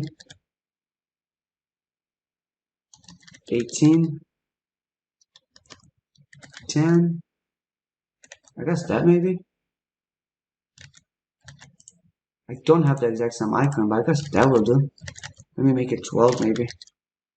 12, and then I can give spacing of maybe 0.5. Almost there. Yeah, I think that's good. I think that's good. Not bad. I think that's good. Finally, let's work on the last stuff right here. Okay, so I'm gonna minimize this one, and then let's work on the action buttons. So the action buttons, we could probably just use the link. Yeah, I think we could use that, and then we could use that, and then just because it already has a stack, and then probably like, let me find an icon for blog. Yeah, language. Okay, that makes sense. Language icon, and then in here, language icon, and the typography, en. I guess that's what it was. Variant of body to. Where is it though? Wait, we actually need to put it inside its own stack as well because it's two buttons. I'll explain why. Um.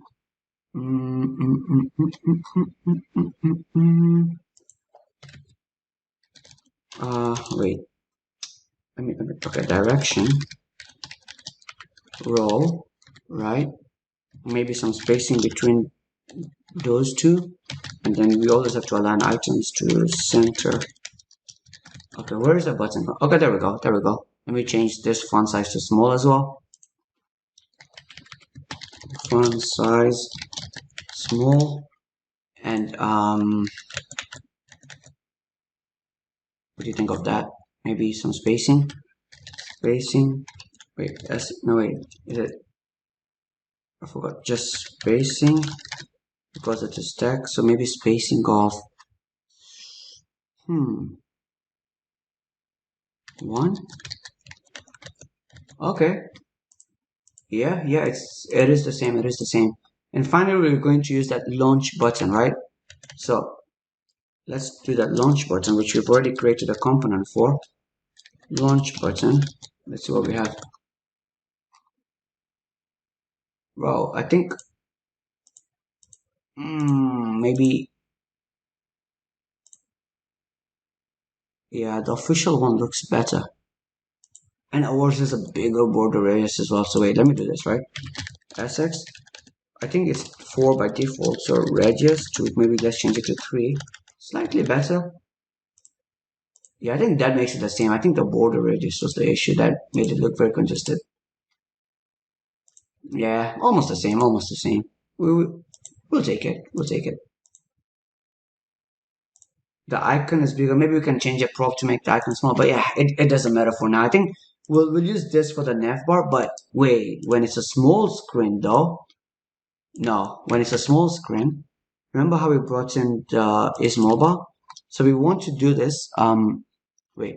So only show these buttons if it's not a mobile. Okay, fine. So those buttons go away. And then we want to bring in a menu icon as well. So let's search for menu. Menu, copy, paste menu icon. So now for here, if is mobile, do something or else do something. Let's use the icon button. And then inside of it, we put the menu icon. Oops, something's not correct. Let's just go there. Yeah. Okay, cool. So let's make it smaller. Wait, what? So if it's mobile, to the menu icon, we'll what? Oh, wait, it worked. It just didn't reload before. Alright, fine. Yeah, I think that's fine. But the color is still not. I think the color should still be secondary. Yeah, so let's change the color of this icon to sx color is equal to text dot secondary. Secondary. Okay. All right, perfect. I think we'll work with this for now, and then we'll see. Like, if we want to come back, if we have time, if the video doesn't get too long, we'll add some of these as well. And this should be pretty simple. And the thing is, it will be good to add all of this inside the content, but I just forgot to do that. So I'll just leave the navbar like this for now. Let's save it. Let's close the navbar. Let's forget about it. But let's continue the app. And we have section 2 to complete. Let's do it. Let's do it. Alrighty, let's continue with section 2. So first of all, this app looks amazing by the way already. Like, we still have a long way to go, but just take a look at this and that. Like, it is so similar, like so similar. Actually, one thing before I continue to section 2, their navbar has a slightly bigger width than ours. Yeah, I think theirs looks better. Let's actually go and fix that before we continue to section 2. So I want to go back into the nav bar and then the container. So sx, what do I want to say in the container? So basically, if the theme dot breakpoints dot up, if it's bigger than, like, if it's the screen size is bigger than LG, let's actually change the max width. So remember how the container has a default max width of LG, and that's a number set by Material-UI, right? Let's change that, which is I think 1200. So let's change it to something else. So, and because we're altering Material-UI's default values, I'm going to add an important just in case. So if it's 1200, let's do 1300. Just slightly bigger. Save. See what we get. Did that not work? Let me refresh. That did not work. So theme.breakpoints.up LG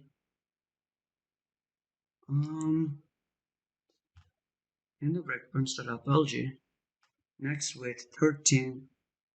Oh wait, it's 1300 px. Okay, maybe more. 1400. Ooh, that's okay. I think it's about 1380 maybe. Yep, perfect. Now, yeah, let's go. And also, we have this scroll bar to fix as well. Now, if you right click inspect, and if you go into the body, I think you will see the scroll bar, right? So scroll bar, the scroll bar thumb, and this track. All you need to do is copy and paste this maybe into the globals, and you'll get this exact same scroll bar. So I already have it written down somewhere. Let me just copy and paste it there, right? So copy, and then where's our global styles? So let me minimize a lot of this stuff.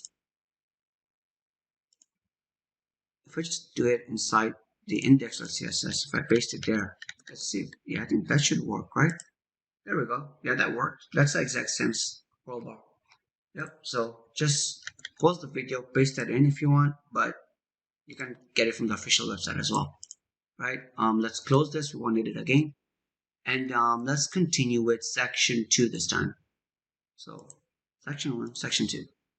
Let's go. Let's keep this open in the background, and we want to do that. What are you guys thinking? Right? I do want to install something. So React. Oh yeah, there we go. React concept. Let's install this package. That's the first thing. And this basically just does a concept like that. So once the page renders the first time, it does a concept. So let's Control C and npm react concept. Let that install, and then we'll import it and use it with the. I don't know if 1inch actually have that concept, but it would be cool to add it. So npm run dev. If I refresh the 1inch website, there's this number. Oh no, it's static. It doesn't count up, but we're actually going to do that. Okay, and there's another thing that I did on my own as well, where I googled something like CSS gradients border radius. So by default with CSS, you can't have a border radius that's a gradient. And then from the first Stack Overflow, I used this. Yeah, no wait, not that one. I think it was this one. What? No, not that one as well. Yeah, it was this one. It was this one. So I used this one to generate a gradient that looks something like this. Now what 1inch have done is something really cheeky where they've taken an image. So that thing right there is an image. The gradient right there is an image. We're actually going to generate that with CSS, right? And again, I'll copy and paste that code, but you can actually pause and type it in or take it from the GitHub. But let's start again, right? So first thing that I want to do is const import, const get the items from the, what am I doing? From the section to content. So this is all the items in there. Okay, section to content, let's open it. And it's just like a counter and the subtitle. So basically the counter and the subtitle, counter and the subtitle, counter and the subtitle with some other pros. Maybe we have a before and after. So before dollar, after B plus, and something like that. And if it is decimals, then we just pass like, yeah, the thing has decimals because you're gonna see why, right? So let's start with the container.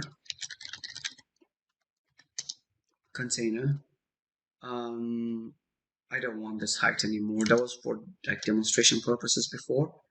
But inside the container, let's do something, right?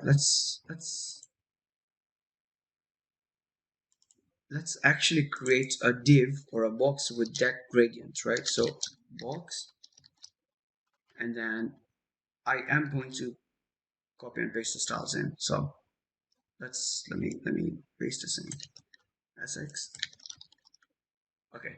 So what we're doing is we're passing it, we're making that box a position of relative, but before the box elements, we're making it a position of absolute, and we're doing something like that's a hack around like having a border radius of gradient, right? We're giving it a background color, so the entire box will have a background color at first, and then we're masking it. So we're masking it so it only stays at the border and nothing else. So the border is 2px, so we're giving the entire box a background color, and then we're just masking it to like just stick with the border. And that's a hack that I got from that Stack Overflow. But let's see what we get now. And let me just do ABC in there. Let's see if that works. Go back here, and that actually works. So see how it is? We have some sort of a gray silver kind of background that we can actually use a linear gradients from gray to transparent, and yeah, that's how it works with the border radius and all of that kind of stuff. But inside of it, let's actually work on the counter component, right? So I am going to use a grid this time, since we're dividing this into four equal parts, and then once the screen becomes smaller, it's going to be into 2 equal parts, right? So stack, if we use a stack, once it runs out of room, it's going to move into the next room, into the next line, but we don't want to do that. We want to use a grid where I'll show you how it works. So we're going to say grid, import it. It's going to be a container, okay? And again, this is a display flex as well. It's just a different component, but between each item, there's going to be a spacing of 3. But we're also going to justify content to space between. So there should be equal space between every item, okay? And then what do I want to do? Let's look through those items. Dot map, okay? We'll get each item. Inside, I'll say grid. Now, the grid container is the container of the entire grid, and every item inside is what you want to work on. So when it's a small screen, give it 3, and I'm going to explain this in a second. And then key should be something as well. ABC. Okay. I think item has a unique title, so I'm just going to say title there. We should have a number there, really. But no, it's actually a subtitle, not a title. Okay. So take a look at what we have now. So what we do is basically we're dividing this entire space, okay, into 4 equal parts. So 1, 2, 3, 4. 4 equal parts. And then the grid container basically has a total width of 12. So we're saying when we're in a small grid, give each item a width of 6, right? So half of 12. So I want you to take 2 rows, 2 columns. And when we're on a bigger screen, give it a width of 4. So a width of 3. So if 12 divided by 3 is 4. So they take 4 equal, but since they're 4 items, they take 4 equal width, right? But let's actually create a custom component for that counter. And I'm going to do it on top again, right? So let's go back up. Cons custom counter is equal to something. It will have some props. Let's return something as well. And let's return a stack. I love stack. Stack. Inside, we're going to do a count up as well. Count up that comes from React count up, I guess. Yeah. I don't think I think that's what it is. React count up. So we're going to do a count up and we're going to return something, right? So return something. Also under it, let's just do the typography. Now, why is this an issue? Oh, okay. And then typography. And then basically we're going to, it will have some couple of things, right? So before, if you want to give anything before of it and anything after, and you'll see what I mean by that. I think I explained it, but the counter number, what the subtitle is, and finally if it has a decimal by default it will be a false.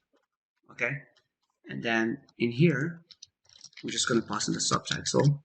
Okay, the variance is going to be body 2, it's going to be a smaller font, and the color is going to be a text secondary. Okay, now for the counter, okay, there's a couple of props. The text prefix if you want to add anything before the counter, so I'm just going to say before. Okay, maybe like a dollar sign maybe, and then the suffix is something you want to add after. Okay, so maybe like you see how we had the B plus here, the B plus, so that's something we want what you want after. And then we want to have an ending number, so it always starts from 0. You can have a start from negative if you want, so I think there's a start prop, yep. But we want to end in the counter, so whatever the counter number is. And finally, if there is a decimal, because if there is a decimal, but this library requires you to tell it there's a decimal inside of it, it's something, how does this work? Okay, so you do this, you give it some kind of callback function, some kind of function that returns an item, returns a component, and I'm going to return a title that we created. Okay, and then from here we're going to destructure what the counts up ref is. So this is like the actual counter that this will give us, right? And then what I want to do is I would create a span in here, and this is from the docs of the React concept. And you give it the ref, which is the ref. That this is where like it will insert the counter inside the span. But again, let's just do a variant. This is going to turn out to look so good, trust me. XS to H4, MD to H2, and then let's give it some styles, right?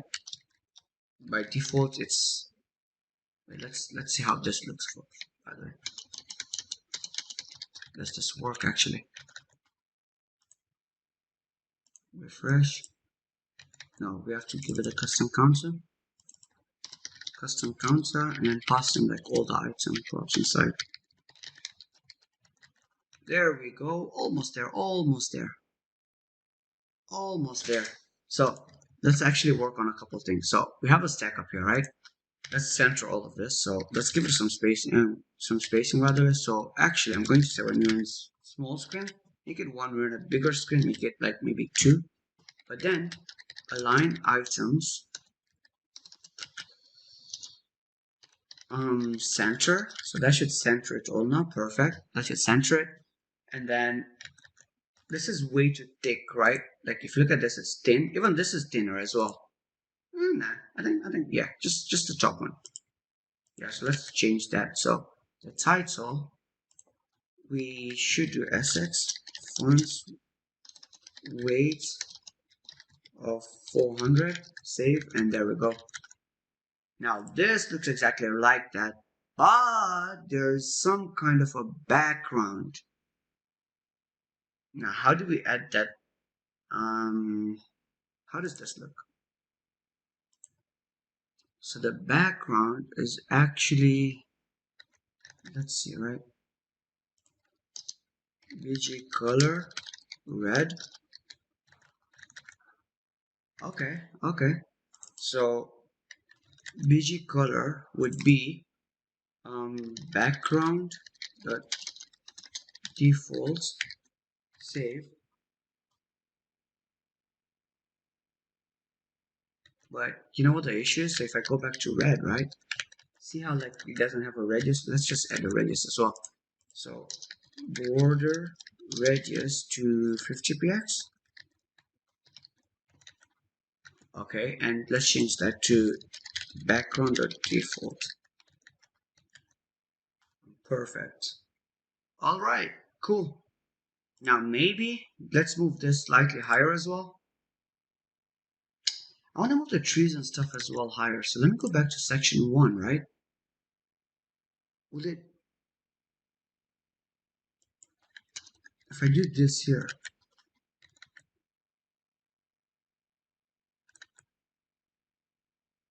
wait.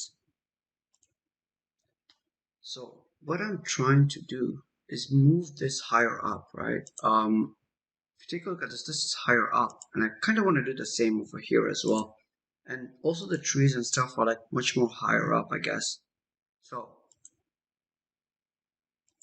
let me try something, right? So if I go into section 2, on the container, if I change the empty to -10, for example, that's what it looks like. But I want to hide everything that goes under it. So, maybe I can start with here, right? So let's go back to home. Where's home? Let's go to home, right? And then from section 2 onwards, let's do something. I'm just trying this. You don't need to do it. If it works, then go back in the video and do it.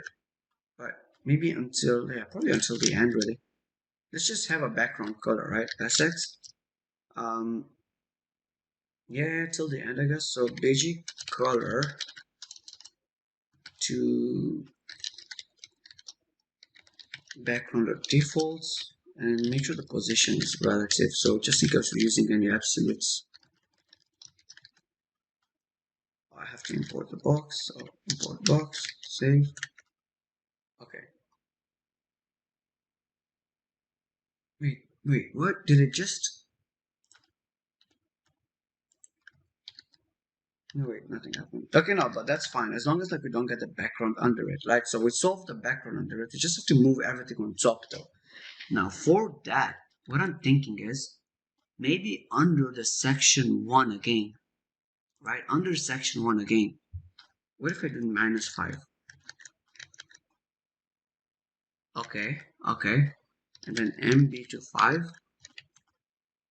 Not really. I don't know what I tried to do. Let me, just in case this doesn't overflow as well, or if it's underflows as well, let's SX width to 100%. Now what I'm trying to do here is, what am I trying to do actually? I'm kind of lost. Wait, let me think. Okay, I had to pause the video. I was kind of lost on what I wanted to do, but I think I realized it now. So back at we did a couple changes, right? So I tried -10, it didn't work. So here's what I wanted to do, right? So back at home, I put this over there. Okay, so if you go back here, you can see that like this was the issue. There's a straight line because we add this background. Because we add this background from like section 2 onwards, there's a straight line over here. If you notice that there's a straight line, and I didn't want the straight line to be visible. So what I do is I move this down there. Okay, let section 1 and 2 have no background. And then from the remaining onwards, there should be a constant background. So this removes that straight line, right? And then under section 2, I can have that negative margin. So minus 12 maybe. That still works, right? So now, maybe not the same, similar. Maybe we can move it back to minus 10. Now it might be in the same position, maybe. Kinda. Okay, then back in section 1. So yeah, section 2, let's leave it at margin top. I just want to move the trees up. Like if you look at this, like the original website, the trees are a lot higher than like what it is here. So maybe in section 1, if I go back to the cliff image, I can give it a margin. Do I want to do that? No, wait, not the cliff, sorry, the trees image. I can give it a margin top of, no. So maybe the bottom, let's do a bottom of 10% maybe. Yeah, that moved the trees out. So notice this, if I disable, wait, no, I'm actually on the wrong thing. Okay, right there. But that should, I guess. Okay, if I enable it back, yeah, the trees do move up. So this is a lot more like it now. This is a lot more like it. Now I like it, right? So section 1, 2, kind of done. Maybe we can move it up even more, maybe. Something like that. Let's, ooh, but now we see that, so maybe we can increase the size of this box. Maybe like 800. Wait, this brought in another bug where if I move the trees back up, this goes lower. As in, like, there's a gap between like section 2 and that one. So maybe now I think, no, wait, let me try something. Okay, I had to pause again, but here's what I did, right? So on the trees image, okay, we put a bottom of 13% to move it higher. But remember we have this div where it's just a blank space. So before it was set to height, right? So it starts from the top, but we have that extra space, right?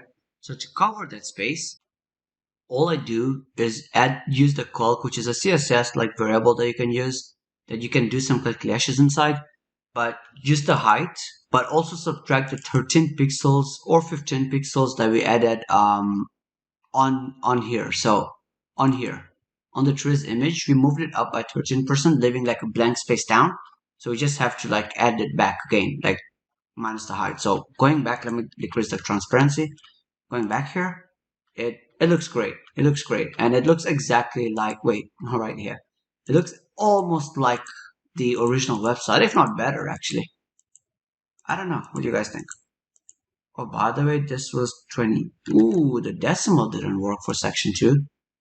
So decimal equals decimal, pass in everything. Under the content of section 2. Oh, it's okay. Wait, decimal. Okay, wait. Let me fix that. I don't want to change this, right? So section 2, we do this, and then do that, and save. I'll probably have to read the docs, but yeah. Oh, it is decimals here. Okay, that worked now. That worked. Cool. So yeah, I think that's all for section 2, and trust me, from now, everything else is going to be extremely easy, like everything from start till the end. So just stick with me, and within probably a couple, like, an hour maybe. Like we should complete it all hopefully. But let's go. Moving on to section 3. Um, yeah, so section 3, what we want to add is like basically just a title, a line at the center, just a list of items. So let's get started. So section 3, let's go in there. I'm going to go really quick now. So container, imported sx. That's for every section from now onwards. I'm going to have a fixed margin top. So for example, this will be probably a margin top of 25 on a large screen, maybe like 20 on a medium screen, and small screen maybe like 10 or 15. But I'm going to add like that consistent spacing everywhere from now. So let's actually start, right? So margin top. Let's do this. Access to 10 and yeah, and MD, let's set it to 20 maybe. Let's see how that looks. Okay, save. And then inside of it, this is smaller, this size is smaller than every other. So yeah, I'm going to add another container. Okay, but this time I'm going to say its max width should be MD. By default it's LG, right? So this time MD. But let's do this. So title, title, and that's also import section 3 content. So section 3 content, so let's add the title in there. Okay, some variants. So in access it should be an h3, and then in MD it should be an h2, and then maybe some styles as well. Styles, text, align, center. Cool, so that's for the title. Outside of this container, I guess I don't need to add this container. I can just give it a max width maybe. But I'll probably change that. So let's do a grid of container. Remember, a grid container is a container for a grid item. Okay, some spacing of 5 sx, maybe a margin to the top, so empty 4 maybe between the title and the item. And then finally justify content. Let's do center. Cool. Inside of it, let's look for the items. So items map, we'll get the item, right? And let's return something. So in here, I'm going to return the grid item access, maybe, yeah, access for, this is exactly what the settings are for the official website. So MD3 and LG, we have to divide by 12, remember. So there's a column of 5, right? So 1, 2, 3, 4, 5. We have to do 12 divided by those 5, which gives us 2.5. So on a large screen, each item takes 2.4 width, which adds up to like 12. On a medium screen, 3, and on a small screen, 4. So 3 items per screen on a small screen. The key would be, let's destructure this to, it has a name, and what else? Logo. Okay, so let's just give the key as the name, and let's close this. Then finally, I'll give it a stack. Okay, some space. Now align items to center, and then an image first. An image source is the logo, and then the style. Let's give it a height of 120px.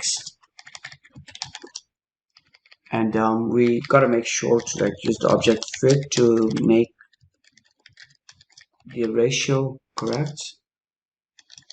And then finally the typography, variance, body 2, and then color, text dot secondary, and then in there the name. So let's see what we get. What? Nothing? Wait, refresh. I don't know if this is a Vite issue or my computer issue, but it doesn't hard refresh. But there we go. Let's just test that it's fully responsive. And yeah, it is. There we go. So that's section 3 complete. Let's move on to section 4. Right, so section 4, the top part, most of them look simple, but we'll have to use the tabs for this.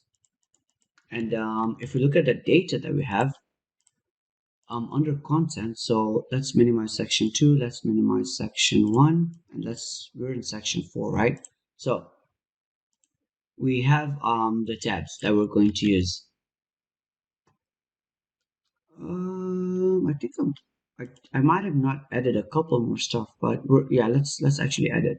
So yeah, let's start with section 4, then I'll add the stuff in here. So section 4,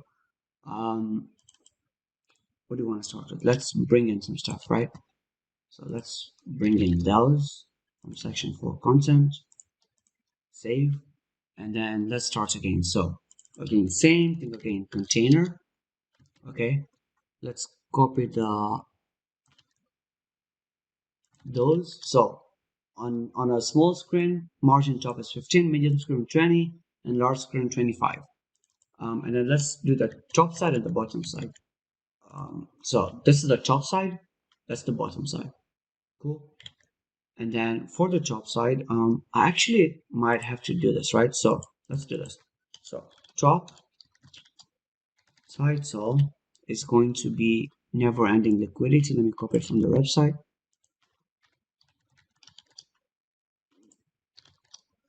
And then image is going to be that. And then the subtitle is going to be this. Let me copy it from the website again.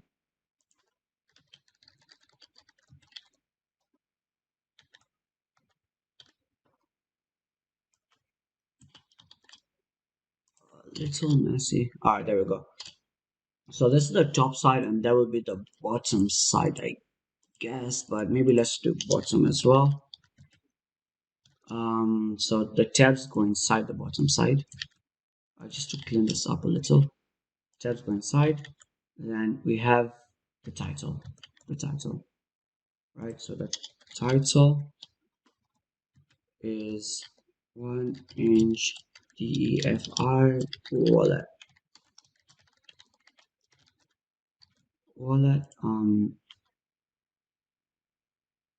Cool.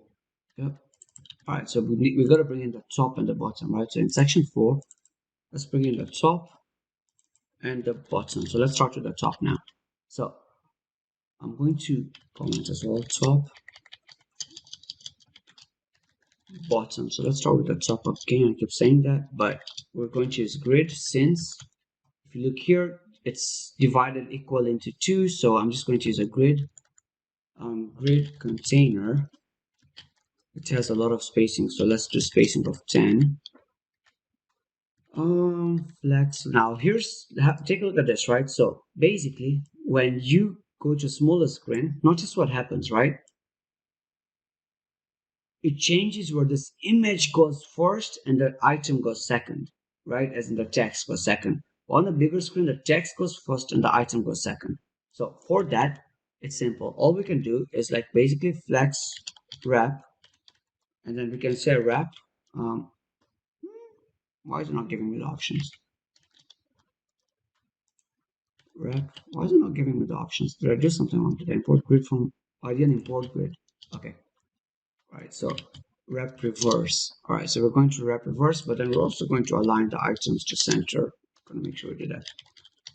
Okay.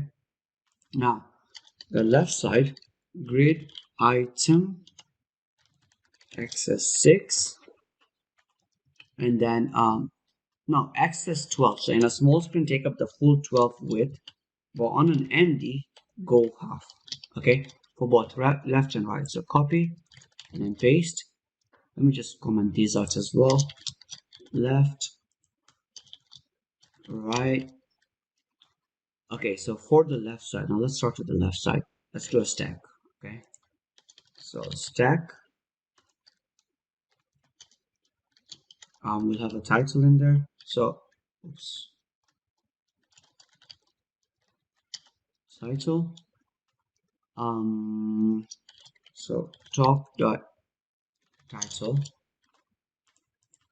Okay, and in here we will say the variance where on the small screen, let's make it H3, and on a medium screen and above, let's make it H4. No, H2, sorry, bigger.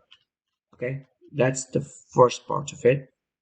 And then the second part is the subtitle that we see. By the way, I'm looking at the background, right, and like coding based off of that. So typography, and then let's do the top dot subtitle this time. Okay. Yeah, top dot subtitle, and then do I need, yeah, color maybe. Color equals text dot secondary, and finally we need that button, and we have that. Do we have that button? Actually, no, we never had to create a button, right? So let's actually create a button now. We're going to name it like an outline button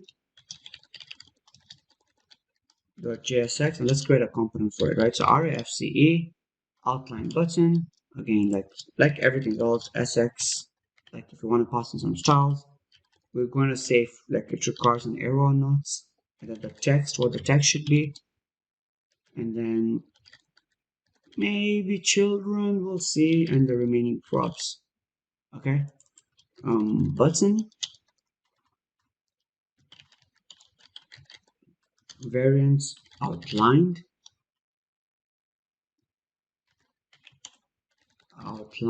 and then some styles. So let's give it a border radius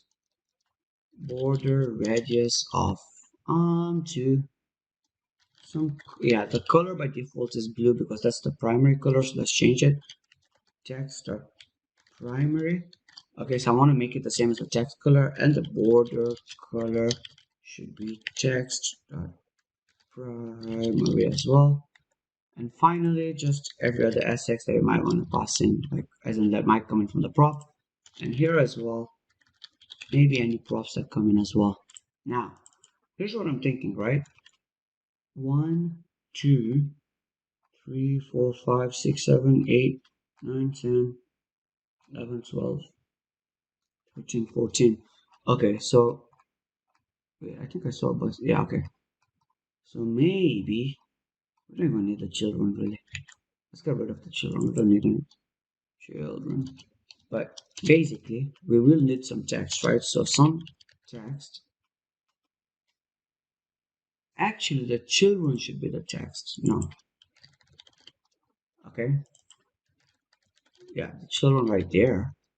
And then we'll say if the arrow prop exists, we might want to give it an arrow. So let's find that arrow in Material-UI. Arrow, right arrow. This is too big, so that one. Copy, paste, and then so if the arrow prop is there, let's give it the arrow. And just like always, font size should be small, and also some space between the text and the arrow. So X margin left of maybe a small space 0.5. Let's try this. Outline button.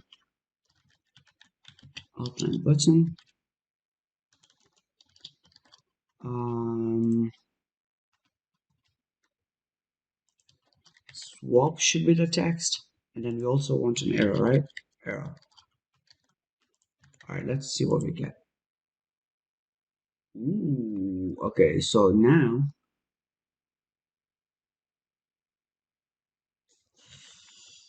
let me add one more prop, right? I'll say a prop called fit. Okay, so width. Okay, if fits and fits content. So basically, it shouldn't like be the full. It should fit the content. So let's fit. Okay, yeah, so it fits the content. Okay, now let's just add some spacing again. And by the way, this should be, oh, it's MD6. So yeah, half. Cool. And then let's add some.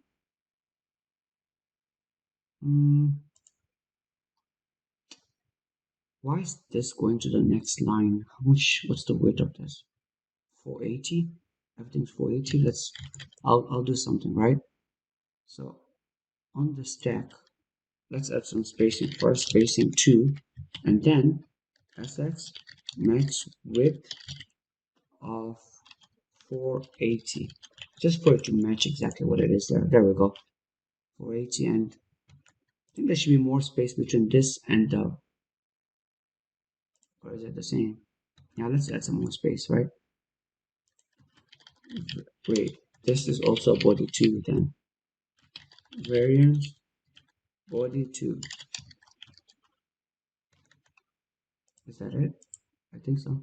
Yep. And I'll add some more space between it. So SS at the bottom, let's add a bit more space. Yeah, yeah, I think that looks good. Now on the right side, we want an image, right? And it should be pretty simple. So ing source top dot image, okay, and then just the style. Let's give it a full width of the parents and make sure the object fit is contained as well. So it stays, ooh, no way. Okay, what did I do wrong? Style, width, 100%, object fit, contain. Oh no, again, it's MD. Okay, there we go. There we go. So that's exactly like this now. All right, let's continue with the bottom side now. For the bottom side, I'll just copy the same grid container. Okay. Paste it again, save it. So it duplicates it. But then,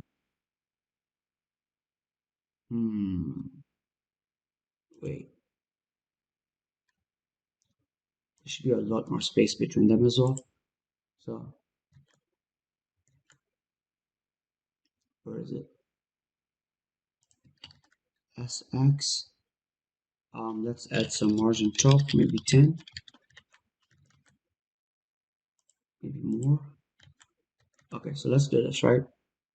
On a small screen, let's make it 10. On a medium and larger screen, let's make it 15. Okay, I think that should be good. But now, also the images on the right side. Okay, the image is on the right side. So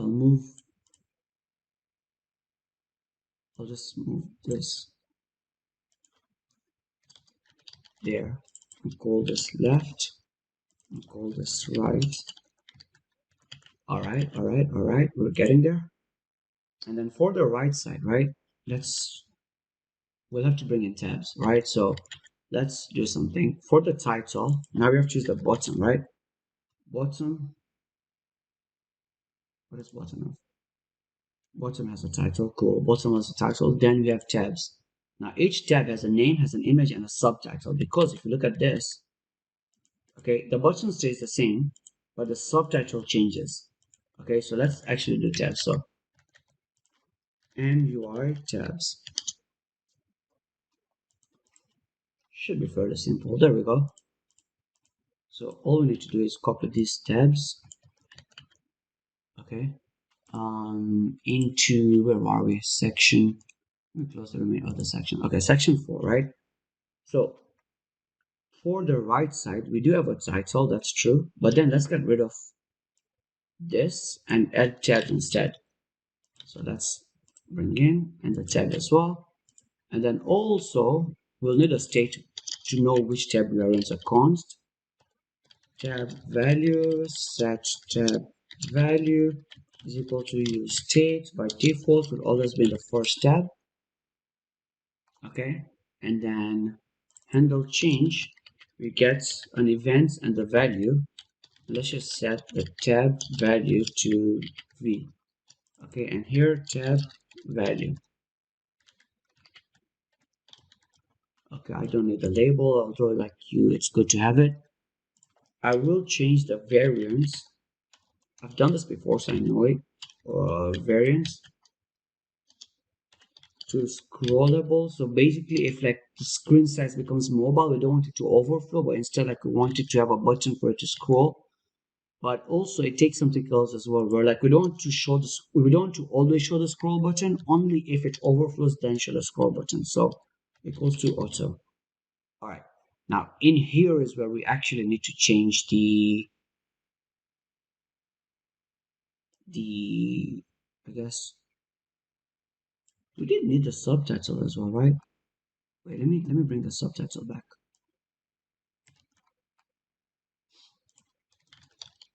Bring the subtitle back, and then I'll do this. Bottom tab value dot subtitle, and same thing here as well. Bottom tab value dot image, I think, right? So let's actually loop through the chat here. So no, bottom dot tabs dot map. Okay, we will get, or we'll get an item, right? Actually, I just want the name, so I want to like take everything. Wait, item and then tab. Okay, for each tab there is going to be a label, which is going to be the name. So let me just destructure the name. I think that's all we need. Name, and then probably the key. We need a unique key, so I'm just going to have that as name as well. What else do we need? SX. Let's see if this is fine for now. Something's not imported. Tabs is, okay, let's look at the error. Cannot read image.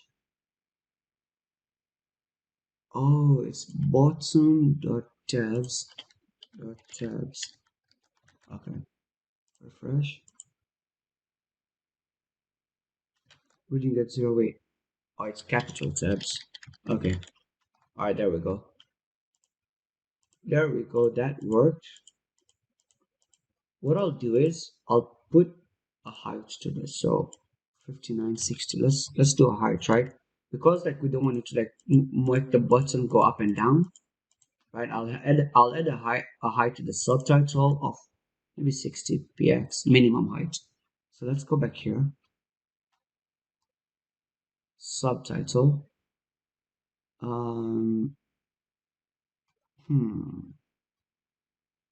Wait. Mean height. Let's do, oops. Mean height. Let's do maybe 70 instead of 60. All right, that looks good. That looks good, right? And these buttons are way too big. So let me just add a minimum width to the buttons, as in change it. So min width to 60. Okay, so that does become smaller. And also the color is white of the text when it's, okay. So it should be white and not blue, right? So how do you check that? So if I do that, and UI selected, let's copy that class. Okay, we can say for that whole node, what is it? It's dot m UI dash selected. I want to change the color to text dot primary.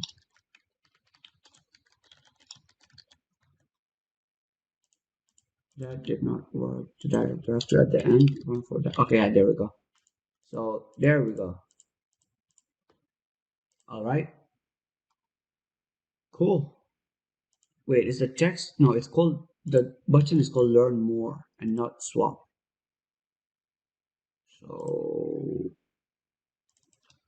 learn more. Cool. That's perfect. That's more like it.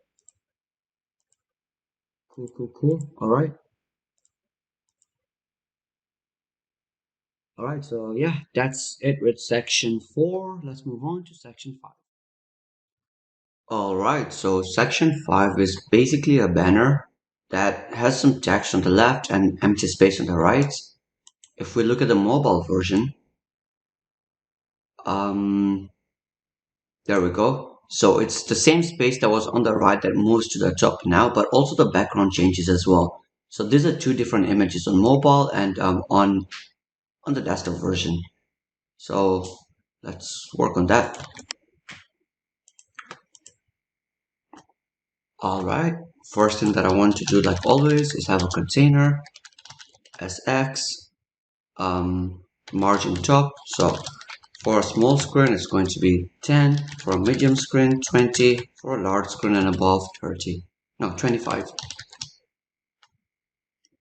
Hope I got that right. Okay, inside of it, let's do a... Okay, so remember how we have a gradient up here on our website? Up here, we're going to do the same gradient down there as well, but maybe slightly change the angle. So if you look at this one right here, it's bright on the top and transparent on the bottom. But for this banner right here, it's bright on the top left and transparent on the bottom right. So the angle is slightly different. So let's do the same thing there. I'm going to copy the same styles as the previous one that we created. 1 second, box, import, close, and bring in the styles. So same styles, but then this time it has a background on a bigger screen. So let me import that as well. Section 5 content. Right. So by default, the background is a mobile screen. Remember, we're going a mobile first approach. So the background is a mobile background. And then once we're on a screen that's medium and above, change it to a bigger background, which is the desktop background. But the remaining stuff is the same exact thing as the previous component that we created in section 2, where you have the box is a position relative, but before it, make it the absolute, and also increase the background, as in make the background a full background, but then reduce it to just a border, which is 1px in this scenario. And then the degrees kind of change. So before, I think it was 180 degrees, now it's 120 degrees. Let's save and see what we get.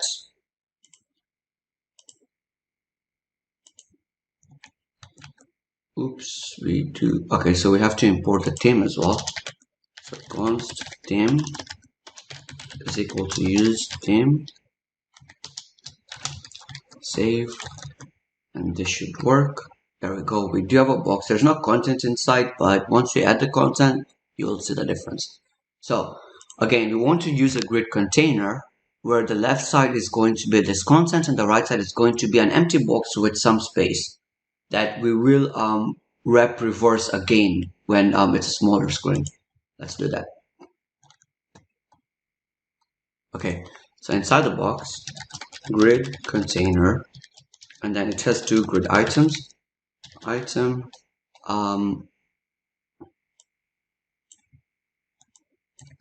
copy paste, and then for the grid container, let's flex wrap as, did I import the grid? Okay, let's import it. Okay, wrap dash reverse. Give me the, okay, there we go. Wrap reverse, and then let's also have some padding inside of it. So see how there's a padding on the left, so probably similar padding on the left and right. So SX px on a small screen, let's do 5, and on a medium and larger screen, let's do 8, because we're doing small first and then different background and different structure for the medium and above. All right, so for the left grid item, sorry, we will have, so on a small screen, take up the full width, on a medium screen, 5, and on a large screen, 4. Remember, it's not 50-50, it's more of like maybe 40 or 30% by 70%, something like that. So let's give it a 4, and the other one will be excess again 12. Medium will be 7. Remember, it's 12 minus this 5, so take up the remaining. You can just do this as well, MD. That means like it's the same thing as MD auto, which means take up the remaining. But I just want to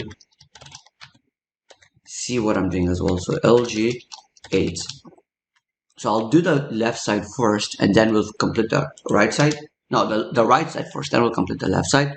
So on the right side, I just want to have an empty box. Yeah, that's important. SX. Then let's give it a height of around 400 maybe. Let's go back here. There we go. Height of 400. And let's fill out the right side now. Let me get rid of that. Right side. So in here, I'll use a stack, like always. Close it. And then some spacing there. Spacing of 2. I'm going to justify everything to the center. Oops. Center, and then we want to make sure it takes up the full height. So because this is height 400, we'll make the parent automatically be 400. So we want to make sure the left side as well, the stack, takes up the full height. And then inside the stack, we'll have, let's take a look at this one, a title, a typography, and the same button that we created recently. So title, okay. We have the title, subtitle, so let's use the title. And then subtitle, and then outlined button, and it will be, we'll learn more. And then we also want to make sure the arrow is true and it fits the width. Let's see what this looks like. So there we go. Okay, let's fix the title now. So for the title, let's make sure the variant is access h3. Oops, access h3 and mdh2. Save. Okay, and then for this one right there, the variant should be body2, and then what else? The color should be text.secondary,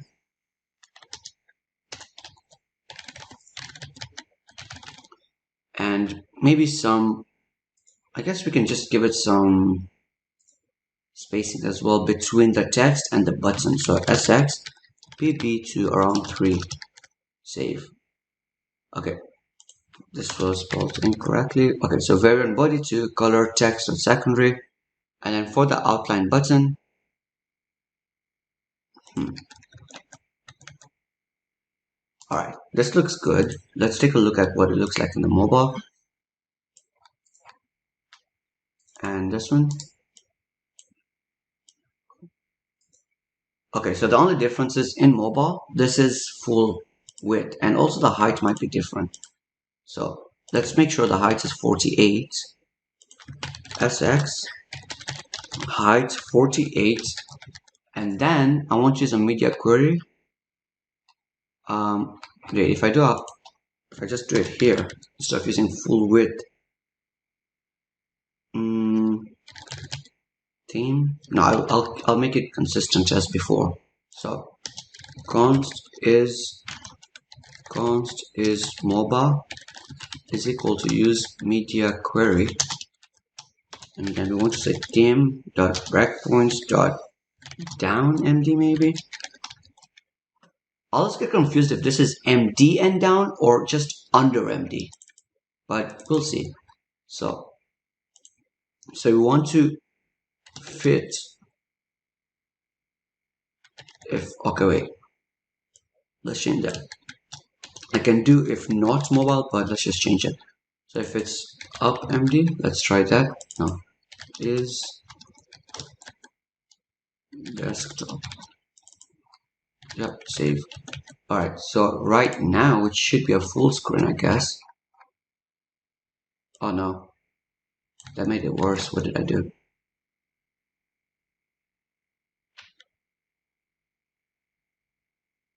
Wait, no. Okay, so I want it to fit by default, but I want to say full width if is mobile. Save. Why doesn't that work? Okay, you know what? If not is mobile. I'll just do that for now. And then inside the outline button, I guess this is the problem. So if fits or else 100%. Okay, I think this should be fine.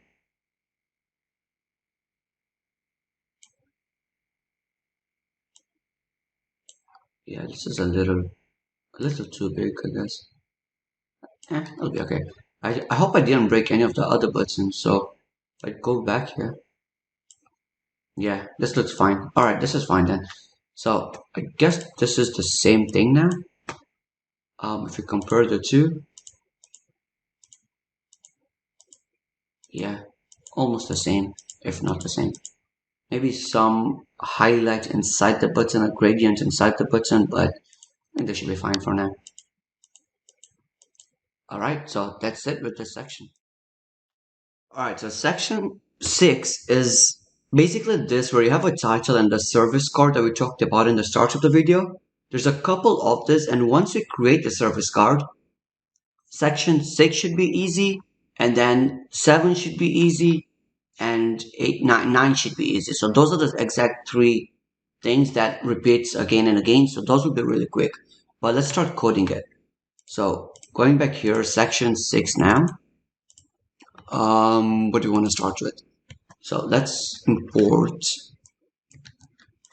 some stuff from the section 6 contents. Okay, which go right here. So section 6 content, we have a title and some service items, right? So let's import those.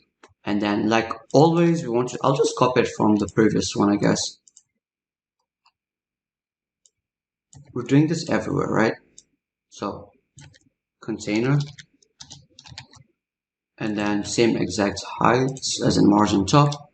And then inside of it, let's have a title first. Title, the variant would be, what will the variant be? XS, H3, and MD, H2. All right, and this will be the title that we import from the section 6 content, and then some padding at the bottom as well, so SX, MB, and then again for small screen make it 5, for a medium and above make it 8. All right, and then in here we'll use a grid container, grid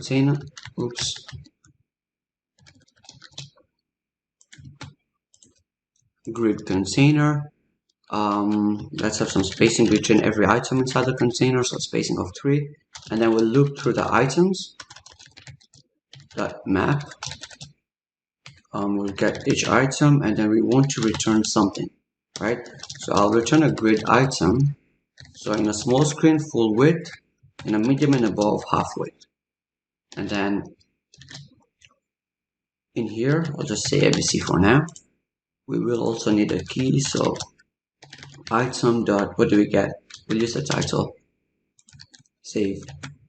All right, let's go back to our website.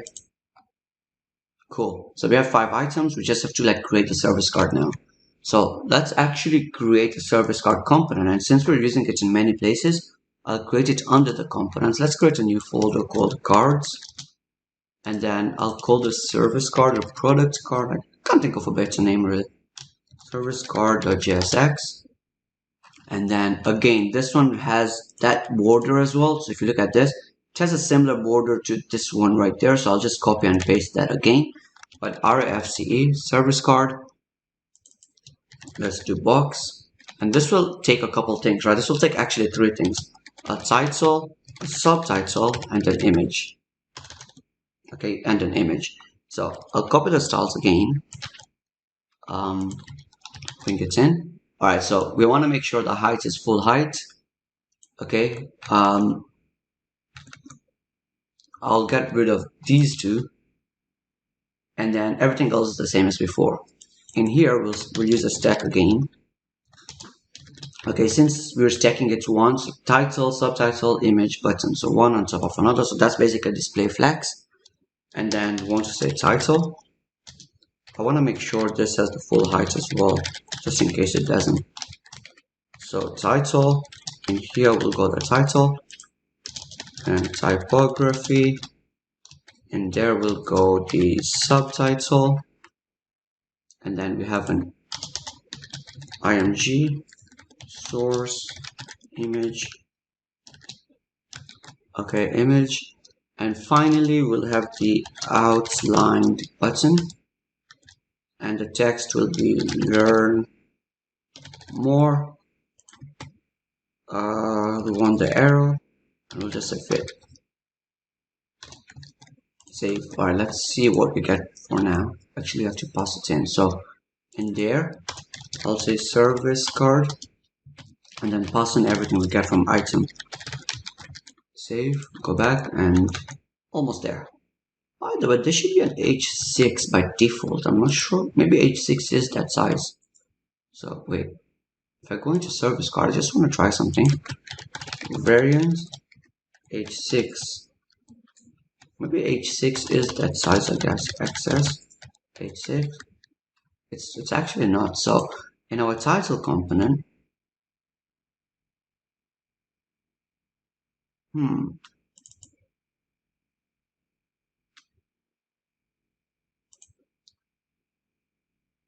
if it's not an object, use variant which is default H6. Why doesn't string work? That's what I'm wondering. Oh wait, what? I guess variant. I guess variant. Okay, so now if I don't give it anything, it should be H6. Alright, cool. Yeah, that worked. But anyway, let's go back to our card and want to say variance. So on a small screen, make it H5, not H6, and on a bigger screen, so maybe SM and above, make it an H4, one above. And title, and then we also want some spacing, I guess. So spacing, let's give it a 1. Okay, so for the subtitle, color is equal to text.secondary, and then variant. So I think I'll move variant to the starts. That's what I've done till now, so I'll just do that again. Body 2, save. Alright, and then maybe some image. We might want to style that. So style. Want to make sure the height is 280 for all of them, just in case one is, I guess, yeah. So sometimes one might be slightly bigger than the other, so take a look at this maybe. Or maybe not. I'll just give it a 280 as a fixed height just in case. Height of 280 px, and then make sure you take the full width of the parent container, but then also make sure you make sure the aspect ratio remains the same. And I would want the image to take up the full width as well, pushing the button all the way down. Sorry, the full height. So let's say flex 1. So this will push the button all the way down and center the image. Cool. And then finally, I think this is good. I think this is actually good. It's pretty much the same now. Maybe the text is slightly bigger for the heading. So SMH3. Okay, now this isn't working. H1, H2. Okay, you know what? I'll just get rid of what I made, the change I made. I'll have to figure it out later, but I'll just get rid of this for now.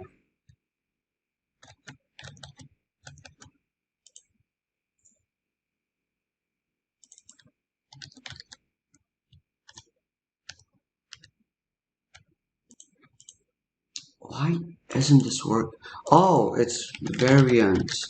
Okay, cool. So H4, let's put it back there. Is this the same now? I think it's the same, right? Yeah, I think it's the same. Alright, cool. So yeah, that's all for this section. Let's go on to section 7 next.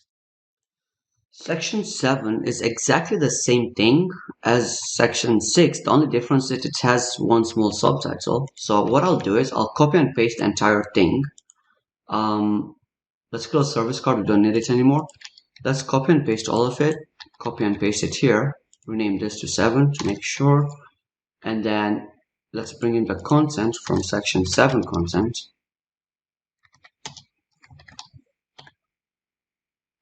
Okay, where's our content? Let's just make sure we have we have a title, subtitle, and item. So let's bring in the subtitle as well, and items. So in there, I'll just do another typography.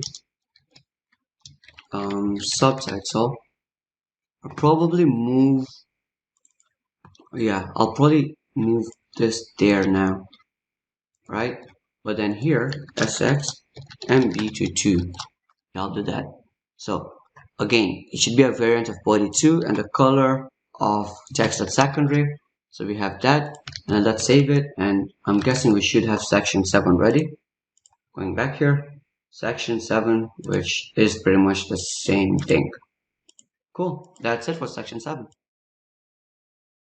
Okay, so section 8 is basically a title, a subtitle, an image, maybe a caption, and that button. So we're going to use a stack again and just fill it everything. So let's go to our code. This time, one thing that's different is it has a smaller width than every other item, every other component above, right? So we're going to use the same container again, but instead use a max width of MD, right? So remember, by default, it's LG. We're going to use MD this time. In there, let's start with our stack. Let me import it from MUI material. And then we will need a couple things, right? So we'll need a title. Okay, let me import the section 8 content as well. Section 8 content. So remember, it's all about filling in the blanks now. So title, typography, subtitle, and then we have I'll surround this in a box this time. img source shield image. Okay, and then finally, wait, we have one more typography with the caption, and finally the outlined button. And what's the text on the outlined button? I cannot see it. Learn more. So let's go back to our code. Learn more, and we do need the arrow. All right, so let's start styling it now. So for the stack, I just want to align everything to the center. So align items to the center. Okay, for the title, actually two of these, wait, no, yeah, this typography and this typography both have the same thing as always. Oops. So variance body 2 and text at secondary is the color. But then let's go back to the title, right? So the title should be a variance of x as something. Let's make it h3 and md as h2. And then let's have some spacing as well. So by default, actually I'll just have the spacing here. I won't edit under the stack. So mb of 2. The subtitle will have sx mb of if it's 5 or more, I always like dividing it between small screen and a medium screen, just because on a mobile screen you don't want it to look very blank as you're scrolling, right? So md of 8 and 5, and then for this box, right, remember the reason I added the box is because this image, does it take up the full width? Yeah, it kind of does, right? I don't know if I need this image, but let's see. Let's see. So style width 100%, and always make sure object fit is contained. Okay, and then I'll see if I might need to add the style to that box. If not, then I'll get rid of the box. But then sx, this time I'll add spacing on top of this. So like on top of this to add space from the image to the text. So mt xs5 md8, and then we also need some spacing under it, right? to the button. So MB, it's just a small spacing, maybe like 3. And finally, let's save and see what we get. Oops, I probably didn't import something. So console box is not defined, so I didn't import box. Again, I don't think we'll need it, but let's just see.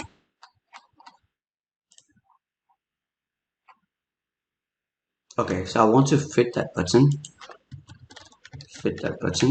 Cool. And then, yeah, I think I might want to make the image smaller, right, to fit a line here. So yeah, that's where the box comes in. And let's add some spacing. So I'll say like the spacing on the right and left would be maybe like 4 and access 2. MD maybe 5, LG about 7. Now let's see if this aligns with that one.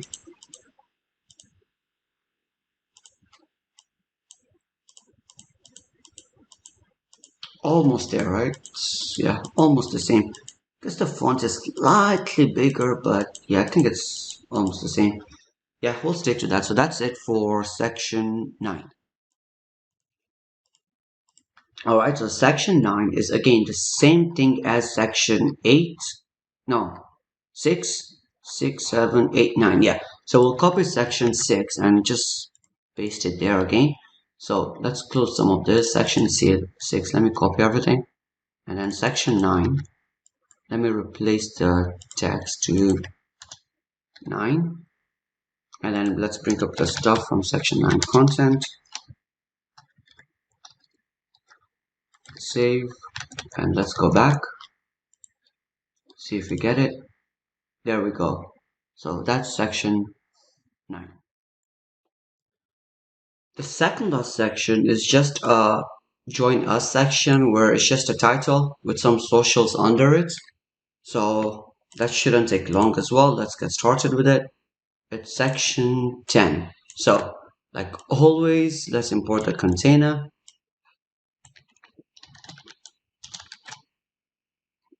Right, this time again, it's a smaller container, so like max with MD with the same spacing on top. Also, I want to import the socials from our section 10 content. Let's do that. And finally, let's just plug them all in. So we'll start with the title, title, and this time it'll be called join us. And finally, let's do a grid container, import the grid, and then I'll have some spacing between every item, and then also justify content center. Right. Okay, in there we'll map through the socials.map item, and then grid item, right, XS12. Actually, XS6, I think on the official website it's smaller, so it takes half the width on a small screen. So yeah, half the width, so XS6, and then the rest should be 4 or 3. XS6 and MD3. Let's give it a key. So the item will give us, what does it give us? The name and image. So and image. So the key will be, right, key will be name. And finally, inside of it, again, a stack. We might need to add some styles up here in the parent container, but we'll see. Some stack, we want to align the items to the center, and then in there we'll have an image and we'll have a text. So the text is the same thing as before, variant of body to color text at secondary. And then for the image, source should be the image, and then the style width 120px and object fit contain. Save. Let's see what we get. Something's not imported again. What is it? Oh, stack is not defined. Okay, let's import the stack and save.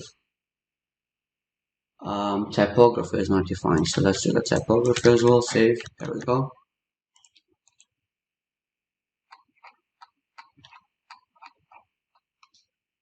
Okay, just fixing the styles a bit. So for the title, the variance would be XS as H3 and MD as H2.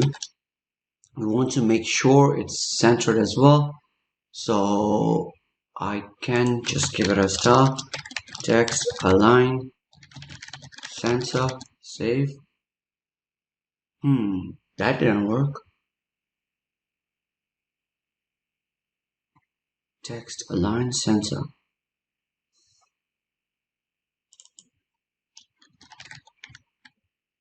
Okay, why didn't that work? Text, align, center. What's wrong with this text? M2, what's M2? Oh, wait. Oh, it's H2. Okay, there we go. Found that work. Let's add some spacing on the bottom as well. So MB access as 2 or no 5 maybe. I think we need more spacing. Alright, access 5. And then finally, if we look at, there should be some more styles. If we look at the official website, when you hover over it, the text becomes white and the image increases as well in size. So let's actually do that same thing. By the way, you don't need to do this, but I'll just go into footer and then just say start height 500 px just so we can scroll more to the bottom on our website. So there we go. All right, so going back to section 10, I just want to add those styles, right? So over here, sx.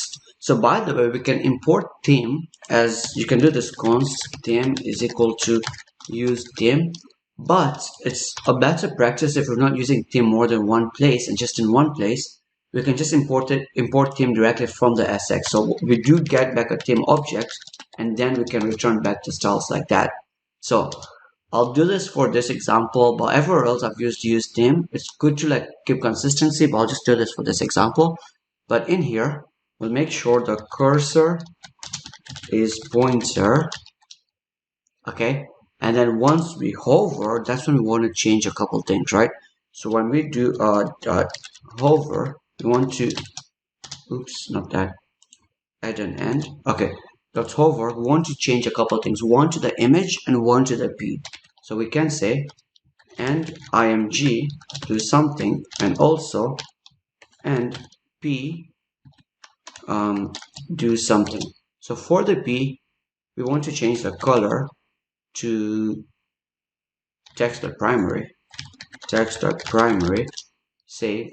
And then for the image, we want to do a couple things, right? So, okay, let's start with the first one. So transform, okay, we want to scale it to be slightly bigger, 1.2. Let's save and see what we get for now. So when I hover, the color of the text changes, but see how there's a slow like change to it. The color of the change changes like slowly and it also becomes bigger slowly as well, the image. But right here it doesn't do it that way. So we just need to add one more transition. So we'll do a transition in both places actually. Transition. And then in here we'll just say transform by like a few seconds, maybe 0.3 seconds. Wait, not that. Seconds. So the image works. The image works, the text doesn't. Let's fix the text. We can, instead of doing 0.3, we can do is in, and instead of transform, we can do all is in, and yeah, there we go. So that's exactly like the previous one right there. Cool. And also this is more tightly, this is more like closer to each other instead of this one. So what I'll do is inside the parents sx, I'll just say px maybe 3. Okay, but I want to do that for a larger screen only, so xs 0, but then for an md maybe 5 as well, and yeah, for an lg maybe 8. Save. So I think this looks more like that now. Cool, that's it with section 10. All right, so final section for the main content. This one, again, this should be pretty simple as well. We have a title and then some icons. And finally, and we have a button at the bottom as well, but there's something right here, right? So we can hover over these icons. And if you notice, the color changes slightly, right? So this is an image. So we have to add some kind of a filter to the image when we hover over. But the color changes slightly. But on the last row, we kind of have a transparent box that has some kind of gradient that disables hover over here, right? So this kind of shows, it kind of brings an effect that there's more and we can explore the ecosystem more, right? So again, use a grid container here, but add a box as well with probably a position of absolute at the bottom that has some kind of gradient from like darker black to like lighter black or transparent. So let's start with that one. Section 11. First thing, as always, import that, right? Import it from Material-UI. We'll need the title as well, so I'll just import it, copy it from the previous section. Let me get rid of that extra one. So title. Let me import the title, and we also need to import section 11 content as well. So section 11 content, import, save, and let's just go back here. Okay, we do have a title, and it's aligned to the left, so you don't need to center align it. Cool. Okay, and finally, just like loop over some of the items. So grid container. Okay, let me import the grid container, add some spacing as well between every item. Let me go back to the official website so I can see it. Spacing there, and then we want to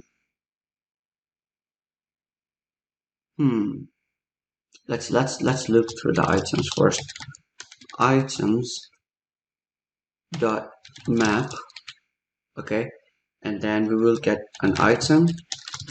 Let's return something. We want to return a grid items. Remember, grid item always goes inside a grid container. And then XS. For an XS, again, half. Similar to the previous one, half. For an SM, maybe 4, right? So it should be like a column of 3. And then MD as 3. And then maybe LG as 2. Because if you look at the background, there's 6 total, right? And we know that these always add up to 12, like the entire row adds up to 12. So if you divide by 6, we get 2 each. So LG2. And then finally, we just need to bring in the image. So because there's also a hover effect, I'll use a box and then bring in the image inside of it. And then img source. Let's destructure this item. We do get, what do we get? We get a link and an image. Alright, so the source will be an image, and then style, I will give it some kind of a height, right? Because some might be taller. For example, this near signal might be taller than the MetaMask one. So I'll give it a maximum height of what this is. So max height of 60 px. And then, as always, object fit as contained to maintain the aspect ratio. Save for now. Let's see what we get. Here we get that. The only difference is the column spacing is fine, but the row has more space in it. So I can do two things, right? I can, under every image or under the box, I can add a padding bottom, but grid container also gives us something called row spacing. And let's change, maybe double that to 6 and see what we get. There we go. So look at what it was before, right? Save, and if you do 6, that doubles it. So you also get column spacing as well if you want to change the column spacing. So spacing is both. So by default, if you just have spacing, the row and the column will be 3. But if you specify row spacing, that will override it. But we've done that. And then finally, at the bottom, we need that outlined button. I guess, what's the text called? Explore ecosystem. And then we also need that arrow there. Save, and we also want to make sure it's fit. So save. Going back here, it's fine. We just need some more spacing. So right here, SX, MB, let's do some spacing there, right? So I will say maybe just 10, I guess. MB 10. MB 10, and that looks probably, I don't know if it's too much spacing or not. No, that looks fine. So we have two more things left. One is this bottom like gradients, and then one is the hover effect. So let's start with the hover effect first. Under the box, I'll add an SX. Remember, the cursor is pointer to make it look like a link. And then when we hover, and hover, do something, right? So what I want to do is just add a filter. No, wait, let me filter of something, and I can just change the contrast of the image to maybe like half of it, so 50%, because by default the image is white. If we change it, it becomes slightly half the gray. Oh no, this is the official website. Okay, that didn't work. So that should have, what if I did, wait, that's a mistake. So contrast, save. Okay, yeah, there we go. So that worked. Maybe slightly, maybe like 40%. Okay, that looks more like it, I guess. And finally, the image at the bottom, as in the overlay at the bottom, right? So for that, I will have to say, let's change the position of this to relative, and then inside of it, I can make an item called box, but make that absolute. So remember, when you do an absolute, this is how it works, right? So let's say we have a div, okay, that's position relative, okay, and this is the entire website. Let's say the outside is the entire website, and we have this div inside of it. By default, if you do a position absolute, your new elements, and let's say a bottom 0, right 0, it will go there. But if I change this to position relative and then do an absolute in there, it will go there, right? So if I don't have this as relative, it will take the outermost relative area, which will go there, but we don't want it. We want it to go down there, but then take up the full width, something like that. So that's what relative and absolute is. But let's have a box. Again, this would be an empty box, so we don't need to like, just, this will be fine. But inside of it, let's pass it some styles, right? So position, absolute, and then what else? Let's have a bottom of 0, a right of 0, a left of 0. So start from left to right, and then maybe some kind of height, so a height of 80px. But now the background color is something as well. So the background is something, and let's get that from the official website. How do I find it? There.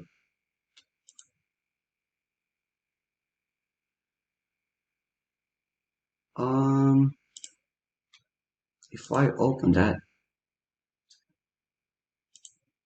there we go. So that one, copy that, go back here, save it, and let's see if we get that effect as well. There we go. So these are highlightable, and there's a div on top that has that effect. And that's it with section 11. We only have the footer left, and we're done with the app, I guess. So finally, for the footer, let me just close everything that we don't need. Close all the sections. What is this? We don't need this anymore. Let's leave the home open. Guess we don't need this anymore as well. So main, app, home, content, and let's go back to the footer now. So components, main footer, let's open it. And let's talk about what we need now, right? So going into the footer, we have some kind of horizontal line, and we get that component from Material-UI as well. That's called divider. So we have a divider, and then we're going to surround everything else inside a container, and then yeah, add everything for the divider and the bottom side as well. So let's start from a couple things, right? What do I want to start with? So first of all, let me get rid of this height. We don't need that anymore.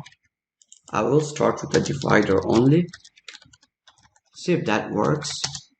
Divider, and then oops, close that, save it. All right, so I guess let's add some spacing at the bottom as well. Why doesn't this work? So sx mb maybe 10, save, go back here, and there we go. mb 10. Why didn't the background should actually take it, right? Wait, let me.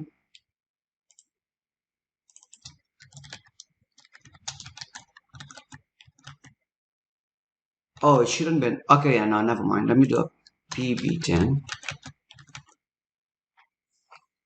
Wait, mb. We'll see. We'll see. Wait, let me fix that. But then the next thing is a container. Okay, and then let's just write something. Let's see if we get that in. Okay, there we go. So we added a margin bottom 10, but there was nothing under it, and it takes back from that static background. Comes back. So anyway, they should fix it. But under here, let's look at the content, right? What we have. For the footer, we have different columns, right? So we have a protocol column, okay, that has a title and some links, a governance, a support, a developers, title, links, and then finally we have the subscribe column that has a title, subtitle, but then we also have socials, and then we have some copyright stuff which go at the bottom, right? So let's take each of this, let's structure each of this and bring it into the footer. Okay, so for the footer content, we're destructuring the subscribe, protocols, governance, support, developers, the subscribe, the copyright stuff, and the socials as well. So let's start working with each of those. So I'll start with a grid container. Close that. Let's import the grid before we get an error. Some spacing between each of those as well, spacing of 8. Okay, we want to make sure. Let's take a look at what this looks like on mobile. So if we go smaller and smaller, okay, it changes to 2 each, so a width of 6 out of 12. And then the subscribe goes on top, so we'll need to flex reverse it now. Subscribe goes on top, and then these become like 12 again. Wait, no, 3 again. So remember, in a large screen, they are 3 each, okay? On a medium screen, they are 6 each. On a small screen, that becomes 3 each again. So we'll divide this into 2, right? So we'll have a grid container for this side. Okay, divide it into 2, and then we'll have on inside of it another grid container that divides the 12 into 3 each. So yeah, that's what I'm thinking. Let's start. So inside of it, I will divide this into 2, right? So the link side of it and the subscribe side of it. Okay, for here we want to flex wrap as wrap reverse, and then in here we have a grid item. I guess XS would be take the full width, MD would be take the half width, LG would be take 7, maybe XL as well. XL take 8. Okay, and then let's copy and paste this here. 6, this will be 5, and this will be 4. Okay, and then inside of, what do we want to start with? Let's start with the left side. So inside of it, we want another grid container. Okay, grid container. Some small spacing now this time. So this is a grid container of just the links, right? Without the subscribe. A small spacing. Let's take a look, and then let's divide this as well. So protocols, protocols, governance, support, and developers. Okay, so for protocols, for every item, we will need a grid item access 12 SM3 MD. Actually, do we even need? No. The access should be 6, by the way. SM3 MD6 again. So take the half width, and LG is 3. Right? So remember, like on a large screen, it's like 4 columns. On a small screen, same 4 columns, but maybe when we go even smaller, let's change it to 2. So that, let's copy this for all of them and paste it in there. But let's create another custom component that we can just pass in all the, oh wait, this should be spacing, all the links, and yeah, all the links, and it should like arrange it for us automatically, right? So let's create maybe a component up here called const link section, maybe, I don't know, and then return something. We will need the title. We will need the title and an array of links. In there, we'll use a stack. Okay, spacing of 2 between the title and each link. We'll say title. Okay, give it the title, and then we will map through the links. So links dot map will get each link. Okay, we'll get each link, or let me just say item. Actually, I'll just destructure it. What do we get from here? Wait, we'll see. This is where we need to use TypeScript really, but links. I know we do have a title, and then in here, do we need a box? No, we don't need a box. Just direct typography. Okay, the key would be title, and then inside of it as well, the title, and then variance of body 2.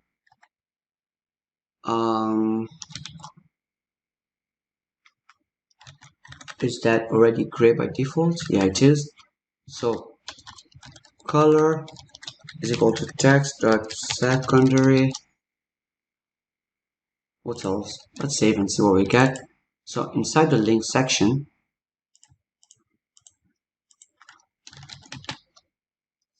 oh, this didn't work. For the first one, let's give everything from protocols.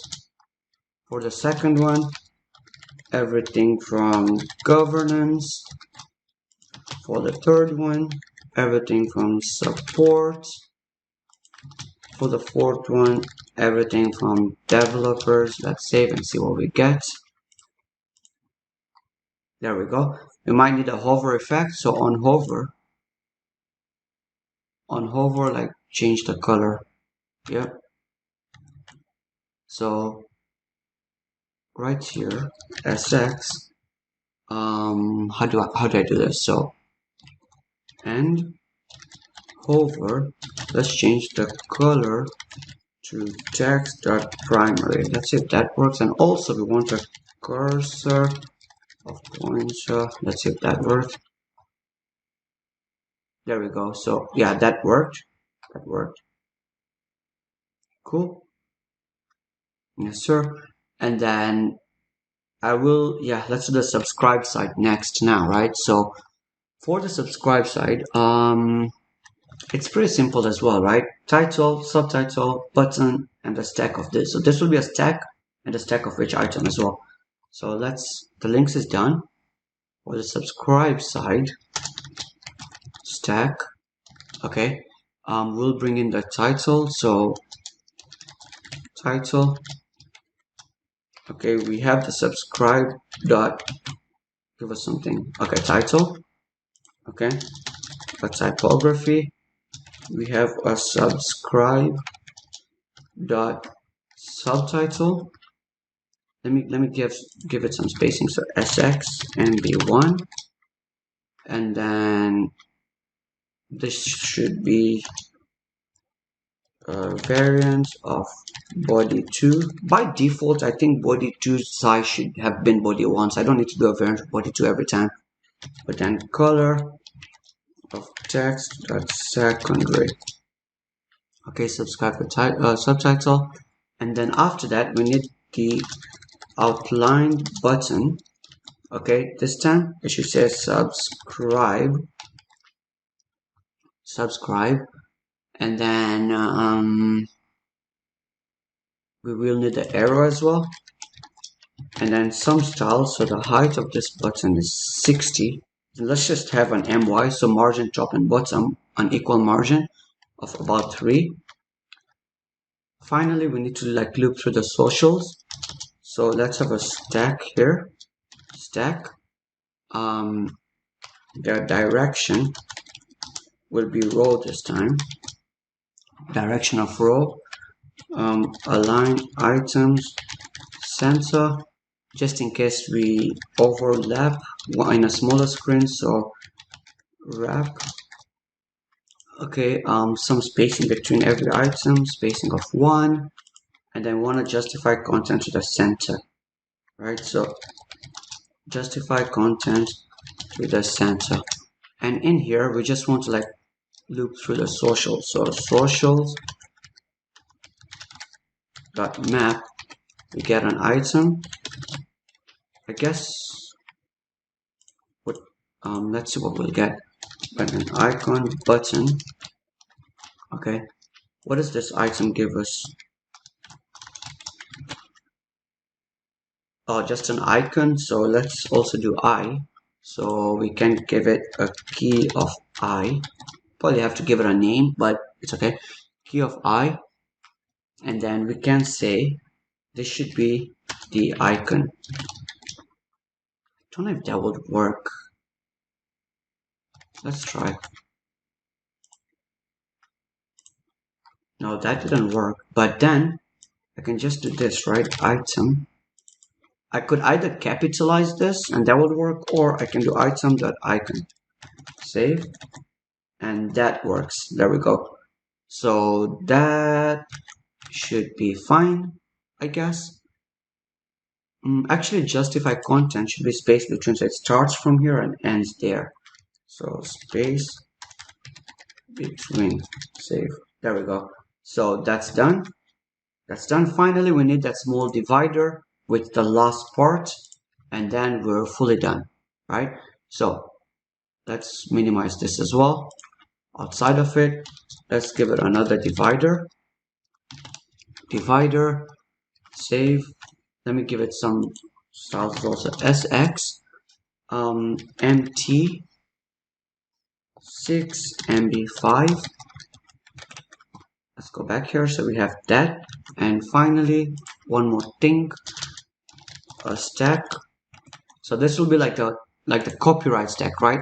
So the direction, we can do this, right? So on a small screen, make it column, while on a medium and large screen, make it row, right? And then we want to justify content, again, space between, to start from left to right. Space between, align items, center, maybe some spacing if they overlap, they shouldn't touch. But then SX, oops, no, 1, and then I'll give it a padding. I'll give it a padding bottom just so we have a small padding towards the end of the screen, right? So PB maybe like 5. I think that should be good. Now in here we just need 3 typographies. So typography. Okay, the variant is body 2. Color is text dot secondary. Okay, and then the first one will be copy right dot left. The second should be center, and the third should be right. And again, all of this comes from the content, right? So we have the copyright left, center, right. Save, and I think this should be Perfect. All right, there we go. All of this is perfect. Maybe some small spacing, I guess, between the buttons. So for the link, spacing maybe 2.5. Yeah, I think something like that would be fine. Maybe more, just 1 second. So for the links, spacing maybe 2, even 1 maybe, I think. Yeah, I think this is fine. Let's just make it 2. Yeah, I think this is fine. And we have the entire web page done. The starting like nav bar, the video is too long, so I won't do like the items inside the nav bar. But we have the nav bar done, the animation, the images. Let's just see what it looks like on mobile. There we go. Everything is responsive as well. Everything works perfectly. And yeah, that's the entire video. Thanks for watching. And if you like it, please do like the video.